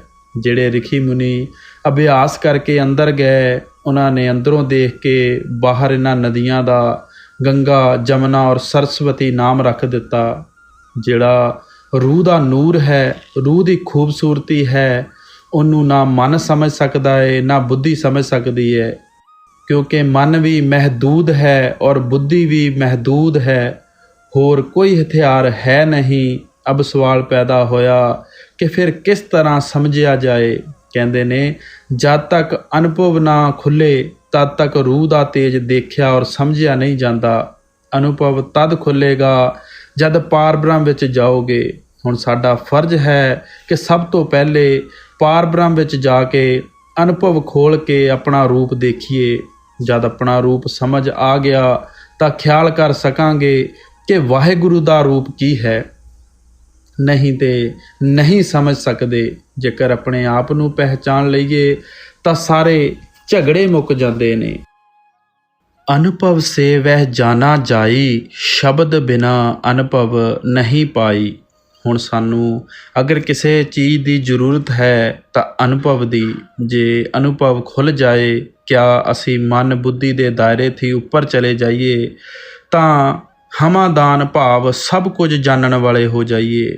ਕਹਿੰਦੇ ਨੇ, ਅਨੁਭਵ ਖੋਲ੍ਹਣ ਵਾਸਤੇ ਕਿਸੇ ਬਾਹਰਮੁਖੀ ਸਾਧਨ ਦੀ ਲੋੜ ਨਹੀਂ। ਨਾ ਤੀਰਥ, ਨਾ ਤਪ, ਨਾ ਮੂਰਤ, ਨਾ ਮੰਦਰ, ਨਾ ਦਾਨ, ਨਾ ਜਪ, ਨਾ ਪੜ੍ਹਨਾ, ਨਾ ਪੜ੍ਹਾਉਣਾ। ਅਨੁਭਵ ਖੋਲ੍ਹਣ ਵਾਸਤੇ ਤਾਂ ਸ਼ਬਦ ਅਭਿਆਸ ਹੈ। ਅਗਰ ਸੰਤਾਂ ਨੇ ਖੋਲ੍ਹਿਆ ਏ ਤਾਂ ਇਸੇ ਦੇ ਜ਼ਰੀਏ, ਜੇ ਰਿਸ਼ੀਆਂ ਨੇ ਖੋਲ੍ਹਿਆ ਏ ਤਾਂ ਇਸੇ ਦੇ ਜ਼ਰੀਏ, ਜੇ ਮੁਨੀਆਂ ਨੇ ਖੋਲ੍ਹਿਆ ਏ ਤਾਂ ਇਸੇ ਦੇ ਜ਼ਰੀਏ। ਇੱਕੋ ਦਾਵਾ ਹੈ ਔਰ ਸਾਡੇ ਸਾਰਿਆਂ ਦੇ ਅੰਦਰ ਹੈ। ਜਿਹੜਾ ਸ਼ਬਦ ਅਭਿਆਸ ਹੈ ਉਹ ਅਨੁਭਵ ਖੋਲ੍ਹ ਸਕਦਾ ਏ। ਜਿਉਂ ਜਿਉਂ ਇਹ ਅੰਦਰ ਚੜ੍ਹਦਾ ਏ, ਸ਼ਬਦ ਦੀ ਲੱਜਤ ਲੈਂਦਾ ਏ, ਬਲਕਿ ਦਿਨ ਰਾਤ ਸ਼ਬਦ ਨੂੰ ਹੀ ਖਾਂਦਾ ਔਰ ਸ਼ਬਦ ਨੂੰ ਹੀ ਸੁਣਦਾ ਏ, ਤਿਉਂ ਤਿਉਂ ਇਹਦਾ ਅਨੁਭਵ ਖੁੱਲ੍ਹਦਾ ਜਾਂਦਾ ਏ ਔਰ ਇਹ ਮਾਲਕ ਦੇ ਨਜ਼ਦੀਕ ਹੁੰਦਾ ਜਾਂਦਾ ਏ। ਮੌਲਵੀ ਰੂਮ ਸਾਹਿਬ ਫਰਮਾਉਂਦੇ ਨੇ, ਗੁਫਤ ਪੈਗੰਬਰ ਕੇ ਹੱਕ ਫਰਮੂਦੈ ਅਸਤ, ਮਨ ਨਗੁਜ਼ਮ ਹੇਚ ਦਰ ਬਾਲਾ ਉਪਸਤ। ਪੈਗੰਬਰ ਸਾਹਿਬ ਦੀ ਜ਼ੁਬਾਨੀ ਖੁਦਾ ਕਹਿੰਦਾ ਏ, ਕੁਰਾਨ ਸ਼ਰੀਫ ਵਿੱਚ ਆਉਂਦਾ ਏ ਕਿ ਮੈਂ ਕਿਤੇ ਉੱਚੀਆਂ ਨਿਚਾਈਆਂ ਵਿੱਚ ਨਹੀਂ ਸਮਾ ਸਕਦਾ। ਉਸੀ ਮਜ਼ਮੂਨ ਨੂੰ ਦੁਹਰਾਉਂਦੇ ਹੋਏ ਫਿਰ ਕਹਿੰਦੇ ਨੇ, ਦਰ ਜ਼ਮੀਨੋ ਆਸਮਾਨੋ ਅਰਸ਼ੋ ਨੀਜ਼, ਮਨ ਨੁਗਜ਼ਮ ਈ ਜੱਕੀ ਦਾ ਐ ਅਜ਼ੀਜ਼। ਮੈਂ ਨਾ ਅਸਮਾਨਾਂ 'ਤੇ ਰਹਿੰਦਾ ਹਾਂ, ਨਾ ਜ਼ਮੀਨਾਂ 'ਤੇ, ਨਾ ਅਰਸ਼ 'ਤੇ, ਨਾ ਕੁਰਸੀ 'ਤੇ, ਗਰਜੇ ਕਿ ਮੈਂ ਇਹਨਾਂ ਵਿੱਚੋਂ ਕਿਸੇ 'ਤੇ ਵੀ ਨਹੀਂ ਸਮਾ ਸਕਦਾ। ਅਬ ਸਵਾਲ ਪੈਦਾ ਹੋਇਆ ਕਿ ਆਖਰ ਉਹ ਰੱਬ ਰਹਿੰਦਾ ਕਿੱਥੇ? ਕਹਿੰਦੇ ਨੇ, ਦਰ ਦਲੇ ਮੋਮਨ ਬੁਗਜ਼ਮ ਈ ਅਜ਼ਬ, ਗਰ ਮਰਾ ਖਾਹੀ ਅਜ਼ਾ ਦਿਲਹਾ ਤਲਬ। ਮੈਂ ਮੋਮਨਾਂ ਦੇ ਦਿਲ ਵਿੱਚ ਸਮਾ ਜਾਂਦਾ ਹਾਂ। ਇਹ ਅਜੀਬ ਗੱਲ ਹੈ ਕਿ ਜਦ ਤੁਸੀਂ ਉਹਨਾਂ ਕੋਲ ਜਾਓਗੇ ਉਹ ਰਾਹ ਦੱਸਣਗੇ। ਤੁਸੀਂ ਕਮਾਈ ਕਰਕੇ ਅੰਦਰ ਜਾਓਗੇ ਔਰ ਉਹਦਾ ਦਰਸ਼ਨ ਕਰ ਲਓਗੇ। ਸੁਰਤ ਸ਼ਬਦ ਦੂੰ ਅਨੁਭਵ ਰੂਪਾ, ਤੂੰ ਤੋਂ ਪੜਾ ਭਰਮ ਕੇ ਕੂਪਾ। ਅਬ ਸੰਤ ਕਹਿੰਦੇ ਨੇ ਕਿ ਦੋਵੇਂ ਚੀਜ਼ਾਂ ਤੇਰੇ ਅੰਦਰ ਨੇ, ਸੁਰਤ ਵੀ ਅੰਦਰ ਹੈ ਔਰ ਸ਼ਬਦ ਵੀ। ਅਗਰ ਕੋਈ ਮੁਕੰਮਲ ਕਿਤਾਬ, ਮੁਕੰਮਲ ਵੇਦ, ਮੁਕੰਮਲ ਗ੍ਰੰਥ, ਮੁਕੰਮਲ ਮਸ਼ੀਨ ਹੈ ਤਾਂ ਆਦਮੀ ਹੈ। ਵੇਦਾਂ, ਸ਼ਾਸਤਰਾਂ, ਗ੍ਰੰਥਾਂ ਵਿੱਚ ਨਾਮ ਕਿਆ ਸ਼ਬਦ ਦੀ ਤਾਰੀਫ ਹੈ, ਸ਼ਬਦ ਨਹੀਂ, ਉਹ ਤੁਹਾਡੇ ਅੰਦਰ ਹੈ। ਸੋ ਕਹਿੰਦੇ ਨੇ, ਭਲਿਆ ਲੋਕਾ ਤੇਰੇ ਅੰਦਰ ਸੁਰਤ ਹੈ, ਤੇਰੇ ਅੰਦਰ ਸ਼ਬਦ ਹੈ, ਫਿਰ ਬ੍ਰਹਮ, ਪਾਰ ਬ੍ਰਹਮ, ਖੁਦ ਖੁਦਾ ਵੀ ਤੇਰੇ ਅੰਦਰ ਏ। ਘਰ-ਬਾਰ ਸਭ ਕੁਝ ਹੁੰਦਿਆਂ ਭੁੱਖਾ ਮਰਦਾ ਏ। ਜਿਹੜੇ ਘਰ ਕਰੋੜ ਰੁਪਇਆ ਦੱਬਿਆ ਹੋਵੇ ਮਗਰ ਉਹ ਬਾਹਰ ਕੌਡੀ ਕੌਡੀ ਮੰਗਦਾ ਫਿਰੇ, ਤੁਸੀਂ ਉਹਨੂੰ ਪਾਗਲ ਨਾ ਕਹੋਗੇ ਤੇ ਹੋਰ ਕੀ ਕਹੋਗੇ? ਇਹੋ ਸਾਡਾ ਹਾਲ ਹੈ। ਜ਼ਰਾ ਗੌਰ ਨਾਲ ਵੇਖੋ, ਸਾਡੇ ਵੇਦ ਸ਼ਾਸਤਰ ਕੀ ਹਨ? ਰਿਖੀਆਂ ਮੁੰਨਿਆਂ ਨੇ ਕਮਾਈਆਂ ਕੀਤੀਆਂ, ਅੰਦਰ ਪਿੰਡ ਨੂੰ ਛੱਡ ਕੇ ਬ੍ਰਹਮ ਕਿਆ ਪਾਰ ਬ੍ਰਹਮ ਵਿੱਚ ਗਏ। ਜੋ ਨਜ਼ਾਰੇ ਉਹਨਾਂ ਨੇ ਦੇਖੇ ਸਾਡੀ ਹਦਾਇਤ ਵਾਸਤੇ ਬਾਹਰ ਕਾਗਜ਼ਾਂ ਵਿੱਚ ਲੈ ਆਂਦੇ, ਉਹਨਾਂ ਦਾ ਨਮੂਨਾ ਕੋਈ ਬਾਹਰ ਕੀ ਲਿਆ ਸਕਦਾ ਏ? ਸੋ ਗ੍ਰੰਥਾਂ ਪੋਥੀਆਂ ਵਿੱਚ ਨਜ਼ਾਰਿਆਂ ਦਾ ਜ਼ਿਕਰ ਏ, ਨਜ਼ਾਰੇ ਨਹੀਂ। ਮਗਰ ਦੁਨੀਆ ਕਿਤਾਬਾਂ ਵਿੱਚ ਉਲਝ ਗਈ ਔਰ ਉਹਨਾਂ ਦੇ ਪੜ੍ਹਨ ਵਿੱਚ ਮੁਕਤੀ ਸਮਝ ਬੈਠੀ। ਇਸ ਵਾਸਤੇ ਸੰਤ ਕਹਿੰਦੇ ਨੇ ਕਿ ਤੂੰ ਸਾਰਿਆਂ ਥੀ ਉੱਚੀ ਪੈਦਾਇਸ਼ ਹੈ, ਨਰ ਨਰੈਣੀ ਦੇਹ ਹੈ, ਵਿਚਾਰ ਤਾਂ ਸਹੀ ਤੂੰ ਹੈ ਕੌਣ? ਮਗਰ ਅਸੀਂ ਵਿਚਾਰਦੇ ਨਹੀਂ, ਕਿਉਂਕਿ ਸਾਰੀ ਦੁਨੀਆ ਭਰਮਾਂ ਦੇ ਖੂਹ ਵਿੱਚ ਪਈ ਹੋਈ ਏ। ਹਰ ਇੱਕ ਇਹੋ ਚਾਹੁੰਦਾ ਏ ਕਿ ਸਾਡਾ ਮਜ਼ਹਬ ਵੱਧ ਜਾਏ। ਜੇਕਰ ਸਾਰੇ ਹਿੰਦੂ ਹੋ ਜਾਣ ਤਾਂ ਸਾਨੂੰ ਕੀ ਦੇਣਗੇ? ਜੇਕਰ ਸਾਰੇ ਮੁਸਲਮਾਨ ਹੋ ਜਾਣ ਤਾਂ ਸਾਨੂੰ ਕੀ ਮਿਲੇਗਾ? ਸੋ ਕਹਿੰਦੇ ਨੇ ਕਿ ਤੂੰ ਭਰਮ ਦੇ ਖੂਹ ਵਿੱਚ ਪਿਆ ਹੋਇਆ ਏ, ਇਹਨੂੰ ਛੱਡ ਦੇ। ਕਰਨੀ ਕਰ ਕਰ ਸੁਰਤ ਚੜਾਓ, ਸ਼ਬਦ ਮਿਲੇ ਅਨੁਭਵ ਘਰ ਪਾਓ। ਅਬ ਫੁਕਰਾਏ ਕਾਮਲ ਕੁਲ ਆਲਮ ਨੂੰ ਕੀ ਦਵਾ ਦਿੰਦੇ ਨੇ ਕਿ ਤੁਸੀਂ ਆਪਣੀ ਰੂਹ ਨੂੰ ਉਸ ਨਾਮ ਕਿਆ ਬਾਂਗੇ ਸਮਾਨੀ ਨਾਲ ਲਾ ਦਿਓ। ਜਿਉਂ-ਜਿਉਂ ਕਮਾਈ ਕਰੋਗੇ ਤੁਹਾਡੀ ਰੂਹ ਸਰਕੇਗੀ, ਜਿਉਂ-ਜਿਉਂ ਪਿਆਰ ਪ੍ਰੇਮ ਨਾਲ ਭਜਨ ਕਰੋਗੇ ਤਿਉਂ-ਤਿਉਂ ਸਾਡੀ ਰੂਹ ਅੰਦਰ ਚੜ੍ਹਾਈ ਚਲੀ ਜਾਵੇਗੀ। ਅਬ ਰੂਹ ਜਿਉਂ-ਜਿਉਂ ਨਾਮ ਦੀ ਲੱਜਤ ਲੈਂਦੀ ਏ ਤਿਉਂ-ਤਿਉਂ ਉੱਪਰ ਨੂੰ ਖਿੱਚੀ ਚਲੀ ਜਾਂਦੀ ਏ। ਨਾਮ ਕਹੋ ਜਾਂ ਬਾਂਗੇ ਇਲਾਹੀ, ਕਲਮਾ ਕਹਿ ਦਿਓ, ਉਹਦੇ ਵਿੱਚ ਕਸ਼ਿਸ਼ ਹੈ, ਉਹ ਖੁਦ ਬਖੁਦ ਰੂਹ ਨੂੰ ਖਿੱਚ ਲਏਗਾ। ਹੁਣ ਸਾਨੂੰ ਕਿਉਂ ਨਹੀਂ ਖਿੱਚਦਾ? ਅਸੀਂ ਬਾਲ ਬੱਚਿਆਂ ਦੇ ਮੋਹ ਵਿੱਚ ਰੱਸੀ ਨਾਲ ਬੱਝੇ ਹੋਏ ਹਾਂ। ਜਿਸ ਤਰ੍ਹਾਂ ਕਿਸੇ ਗਾਏ ਦੇ ਬੱਚੇ ਨੂੰ ਰੱਸੀ ਨਾਲ ਬੰਨ੍ਹ ਦਿਓ, ਗਾਏ ਕਿਤੇ ਨਹੀਂ ਜਾਏਗੀ। ਕਿਉਂ ਨਹੀਂ ਜਾਏਗੀ? ਉਹਦੀ ਬੱਚੇ ਨਾਲ ਮੁਹੱਬਤ ਹੈ, ਪਿਆਰ ਹੈ, ਮੋਹ ਹੈ ਔਰ ਉਹਦੇ ਆਲੇ ਦੁਆਲੇ ਫਿਰੇਗੀ। ਫਿਰ ਇਹੀ ਨਹੀਂ ਬਲਕਿ ਅਸੀਂ ਯਾਰਾਂ ਦੋਸਤਾਂ ਨਾਲ, ਹੋਰ ਰਿਸ਼ਤੇਦਾਰਾਂ ਨਾਲ, ਮਕਾਨਾਂ ਨਾਲ, ਧਨ ਦੌਲਤ ਨਾਲ, ਗਰਜੇ ਕਿ ਕਈ ਚੀਜ਼ਾਂ ਨਾਲ ਬੱਝੇ ਹੋਏ ਹਾਂ। ਜਿਹੜੀ ਰੂਹ ਇਤਨੀਆਂ ਰੱਸੀਆਂ ਨਾਲ ਬੱਝੀ ਹੋਵੇ ਉਹ ਕਿਸ ਤਰ੍ਹਾਂ ਉੱਪਰ ਜਾ ਸਕਦੀ ਏ? ਫਿਰ ਵੀ ਸੰਤ ਕਹਿੰਦੇ ਨੇ ਕਿ ਤੁਸੀਂ ਜਿਉਂ-ਜਿਉਂ ਮਿਹਨਤ ਕਰੋਗੇ ਰੂਹ ਇਹਨਾਂ ਨੂੰ ਤੋੜਦੀ ਹੋਈ ਉੱਪਰ ਜਾਏਗੀ। ਬਿਨਾਂ ਸ਼ਬਦ ਅਨੁਭਵ ਨਾਹੀਂ ਹੋਏ, ਅਨੁਭਵ ਬਿਨ ਸਮਝੇ ਨਹੀਂ ਕੋਏ। ਕਹਿੰਦੇ ਨੇ ਸਾਰੀ ਦੁਨੀਆ ਦੀ ਬਿਮਾਰੀ ਦੀ ਇੱਕੋ ਦਵਾ ਹੈ ਕਿ ਰੂਹ ਨੂੰ ਇਸ ਨਾਮ ਭਾਵ ਬਾਂਗ ਇਲਾਹੀ ਨਾਲ ਲਾ ਦਿਓ। ਜਿਉਂ-ਜਿਉਂ ਕਮਾਈ ਕਰੋਗੇ ਪਾਪ ਨਾਸ਼ ਹੋਣੇ ਸ਼ੁਰੂ ਹੋ ਜਾਣਗੇ। ਜਿਉਂ-ਜਿਉਂ ਮਿਹਨਤ ਕਰੋਗੇ ਰਿਸ਼ਤੇਦਾਰਾਂ ਥੀ ਨਫ਼ਰਤ ਹੁੰਦੀ ਜਾਏਗੀ, ਬਾਲ ਬੱਚਿਆਂ ਥੀ ਨਫ਼ਰਤ ਹੁੰਦੀ ਜਾਏਗੀ, ਬਲਕਿ ਆਪਣੇ ਆਪ ਥੀ ਵੀ ਨਫ਼ਰਤ ਹੁੰਦੀ ਜਾਏਗੀ। ਇਸ ਦੇ ਬਰਖਲਾਫ ਅੰਦਰ ਮੁਹੱਬਤ ਪੈਦਾ ਹੁੰਦੀ ਜਾਏਗੀ। ਅਬ ਕਹਿੰਦੇ ਨੇ ਕਿ ਸੁੱਤੇ ਜਾਗਦੇ ਉੱਠਦੇ ਬੈਠਦੇ ਗਰਜੇ ਕੇ ਹਰ ਵਕਤ ਸ਼ਬਦ 'ਤੇ ਜ਼ੋਰ ਦਿਓ, ਰੂਹ ਨੂੰ ਨਾਮ ਨਾਲ ਲਾ ਦਿਓ ਜਦ ਤੱਕ ਅੰਦਰ ਪਰਦਾ ਨਹੀਂ ਖੁੱਲ੍ਹਦਾ। ਕਰੋੜਾਂ ਗ੍ਰੰਥ ਪੋਥੀਆਂ ਪੜ੍ਹ ਲਓ, ਕਰੋੜਾਂ ਮੰਦਰ ਮੂਰਤਾਂ ਨੂੰ ਪੂਜ ਲਓ, ਕਰੋੜਾਂ ਖੈਰਾਤਾਂ ਕਰ ਲਓ, ਕਰੋੜਾਂ ਪੁੰਨ ਦਾਨ ਕਰ ਲਓ, ਕੱਖ ਨਹੀਂ ਬਣਨਾ। ਸੁਰਤ ਸ਼ਬਦ ਦੂੰ ਰੂਪ ਅਮੋਲਾ, ਸੁਨ ਚੜੇ ਜਿਨ ਨਿਜ ਕਰ ਤੋਲਾ। ਅਬ ਕਹਿੰਦੇ ਨੇ ਕਿ ਰੂਹ ਅਜੀਬ ਚੀਜ਼ ਏ, ਇਹਦਾ ਨਮੂਨਾ ਦੁਨੀਆ ਵਿੱਚ ਕੋਈ ਹੈ ਨਹੀਂ। ਕੁਰਾਨ ਸ਼ਰੀਫ ਕਹਿੰਦਾ ਏ ਕਿ ਰੂਹ ਆਮਿਰ ਰੱਬੀ ਏ। ਇਸ ਤਰ੍ਹਾਂ ਉਹ ਸ਼ਬਦ ਵੀ ਲਾ ਇੰਤਹਾ ਏ, ਅਨੰਤ ਅਸਗਾਹ ਹੈ। ਜਦੋਂ ਮਾਲਕ ਅਨੰਤ ਏ ਤਾਂ ਰੂਹ ਵੀ ਅਨੰਤ ਏ, ਸ਼ਬਦ ਅਨੰਤ ਹੈ, ਸਮੁੰਦਰ ਹੈ, ਸਮੁੰਦਰ ਦਾ ਕੋਈ ਕੀ ਥਾਹ ਪਾ ਸਕਦਾ ਏ। ਉਹ ਮਾਲਕ ਵਾਹਿਦ ਹੂ ਲਾ ਸ਼ਰੀਕ ਏ, ਉਹਦੀ ਮਿਸਾਲ ਕੋਈ ਨਹੀਂ। ਇਸ ਵਾਸਤੇ ਉਹ ਵੀ ਅਜੀਬ ਚੀਜ਼ ਏ।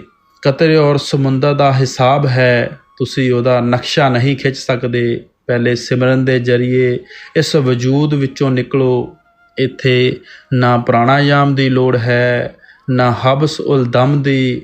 ਜਦ ਤੁਸੀਂ ਵਜੂਦ ਨੂੰ ਇੱਥੋਂ ਤੱਕ ਖਾਲੀ ਕਰ ਦਿਓਗੇ ਤਾਂ ਇਹ ਸਥੂਲ ਸਰੀਰ ਦਾ ਪਰਦਾ ਲਹਿ ਜਾਵੇਗਾ।